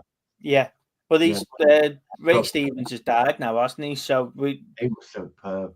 Yeah, they have recasted him for Ahsoka season 2. Somebody from Game of Thrones actually is doing it. Yeah, I don't know which actor it is, but it's from Game of Thrones. But from my perspective, though, the Thrawn was a great character in that. The way they betrayed him. Like say the bad guys from the games being brought into that sort of arena just shows that they're looking at that expanded universe. Yeah, they're taking. Ezra's a letdown. I think they've casted him wrong. Well, it was like when Luke Skywalker, like when they found him on that planet, he'd just given up. Mm. You know, when they were all depressed on that planet. Yeah, we were all depressed. with the androids that were doing nothing but building garden benches. Yeah, and sucking on cow tits. Yeah, and it was like he'd been there for 20 years. And Yeah, that had a back. the director wanted to go a different way, didn't he? Yeah, well, like, what are you doing? This guy's like up, and he should have fought. He should have been the one that fought Palpatine at the end of that film to the death. He should have what he twatted them to, and then he just walks in with lightsaber. There's a big battle between them. That's what it should have been. But the lightsaber fights now have been okay. In the original trilogy, it was just two guys taking random swings with light swords, right? Mm-hmm. Yeah. And then in the original prequels, lightsaber fighting was an art. Yeah. And you saw it as being an art. And then in the last series, in the last trilogy, they've gone back to, I don't know what I'm doing with this. I'm just going to poke you with it. Mm-hmm. You know, and no one, have you noticed, no one dies from a lightsaber strike these days? Yes, that's something that definitely pisses me off. It's like, so basically what they're now telling me is Qui-Gon should have survived and could have trained Anakin. But Maul shouldn't have lost his legs. Shouldn't have lost his legs. You know, Maul shouldn't have died when he fought against Obi-Wan on Tatooine. Yeah. I thought that worked out brilliantly. That. Oh, in Rebels, yeah, when Maul found him, I thought by that time Obi-Wan was so focused, so in tune with himself. Yeah, and Maul was just chaos, wasn't he? And all. Oh yeah, like Obi-Wan set that trap by doing Qui-Gon's stance to goat him into being full of himself. And that's why Maul was like, "Oh, I have seen this before. I know exactly what to do here. I'm going to do the exact same thing." I just love Maul's character build. Oh, I'd love Maul, yeah. But I thought when Obi-Wan took him out, because I liked the series Obi-Wan. Mm. We were talking about that before you joined. I just hate when he's all alone on that planet. He's got no backup. There's no other Jedi about, and he's just alone. He's given up. He's on verge of giving up. You would, but you've got two filler episodes in that series, and there's only 6 episodes. So you've got 2 filler episodes, and then you've got an episode about when he rescues Princess Leia, who can't remember who he was 5 years later, when she's the leader of the rebellion. So. They haven't tied it in. Tied it in very well. Obi-Wan Kenobi, you're my only hope. You helped me father during the Clone Wars, but then again, you saved me like 5 years ago, and I can't quite remember you. Yeah. I mean, it was like the fight when he found out Anakin was Vader, and he was terrified. And that's something that I didn't like about it, because I liked how he learned about it in Legends. You know, he goes into the cantina, and he's just overhearing some news broadcast about Darth Vader, and then that's when he realizes, oh, the Vader's Anakin, and just his face drops. Like, that's what I kind of preferred. But overall, like I said, I definitely did enjoy Obi-Wan. That's why I love the whole Vader Anakin reveal to Ahsoka in Rebels. Yes. Yeah, that was superb. That, and he brought him to a standstill as well. Because I like that. I thought that was brilliant. I love Rebels. Yeah. The only thing that I don't like about Rebels is how they portrayed the lightsabers. Like, I get it; they're going for the original Ralph McQuarrie design from that artwork, but it's just the fact that it's just so tiny of a little strip. When you look at the hilt or where the blade comes from. I'm just like, it just would have been so much easier just to fill out that gap, because that's just what bothers me about it. But I have to agree with Steve though, because the lightsabers don't seem like as powerful as what they used to be. Exactly. They cut through it. I mean, You make the lightsaber like they used to, do they? They never do. The first prequel movie when they just put it into the wall and they cut the metal out of the wall, like cut it all through 10 foot of metal. Just it's like now they're hitting people, it's just bouncing off their armor, and it's like they're a bit pointless. Gone are the days where you have 3 Jedi ripping apart 1,000 battle droids with a lightsaber only. You know, or hell, even in the 2003 Clone Wars, you just had Mace Windu punching these droids to death and using the Force. And now it's just bouncing off people's armor. Yeah. No, the whole thing's just been watered down, and then you're going to kill more people with bad words. You know that. You've now got a lightsaber full of wokeness. The woke saber. Yeah, that's the one. A woke saber. Somewhere out in the galaxy, the woke saber. The temple somewhere, I won't say where, but it's out there, the woke saber, the legend, Yeah. Jedi are now farting rainbows and woke sabers. That's where they've got the Force from now. Yeah. Like you say, Star Wars is another one for me that needs to go and hibernate for a decade. I understand why when they try and get messaging out about stuff, but sometimes I watch stuff and I find it extremely patronizing. Do you know for me, get a message across? For me, the best way to handle that, and it's what they did with Discovery. Oh, I'm not a girl now. I'm just non-binary. Oh, okay. If that's how you want it, that's great. Yeah, I love that scene. The series, you've done it. Yeah, you've got a gay couple. You've got the gay couple in there. Then you've got. I absolutely loved. I love Stamets and Culber. Yeah, I don't have an issue. I don't have issues with any of that. But it's how they tell like it's like they do it in Doctor Who. They get moralistic and it's all patronising and. Yeah, that's the bit that I really didn't like from the Star Beast, where the Doctor assumes meets gender, and then. I believe people should do whatever they want to do. No, exactly. Be who you want to be, love who you want. But I don't want it to down my throat. Do you know what I mean? What I'm saying about that though, Martin and Michael, is that in series now, there's 4 or 5 episodes building up to the fact that she's going to be non-binary. In this one, the episode ended, a new episode started. Hiya, you're all right? Yeah, la-di-da-di-da. Oh, by the way, I'm not a girl now. I'm non-binary. Okay, sound. For me, if you're gonna write decent science fiction with a message in it, do it in the story. Yeah, and then you sit there at the end of the episode and think, "Wow, that was interesting." The Orville handled that perfectly with Toka. But for the Acolyte to do what they did with Star Wars though, and spread that story over 8 episodes, it's just like you just lost interest of anybody that knows anything about Star Wars. That cost them 180 million quid. That did per episode. Yeah, 180 million, and they came out with that crap. Even sex looked cheap. You're right there, little Steve. You look bored out your mind.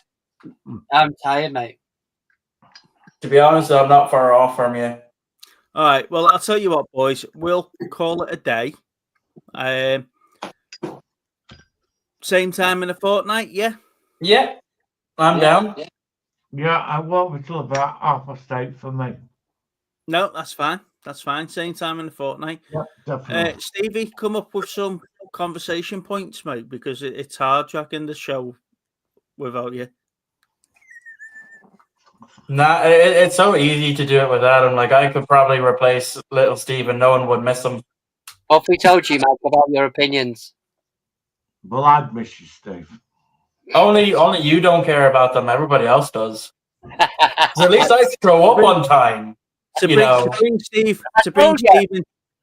bring Stephen to the conversation for next week, you need for a fortnight. You need to go and watch Mean Girls.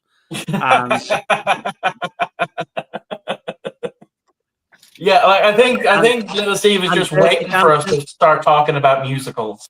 Mean Girls and We're Dirty talking Dancing. about musicals, are we? Right, cool. Point proven. Right.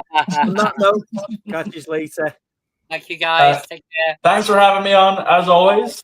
All right, see you in a couple of weeks. Have a good one. You too, Have mate. fun. Bye.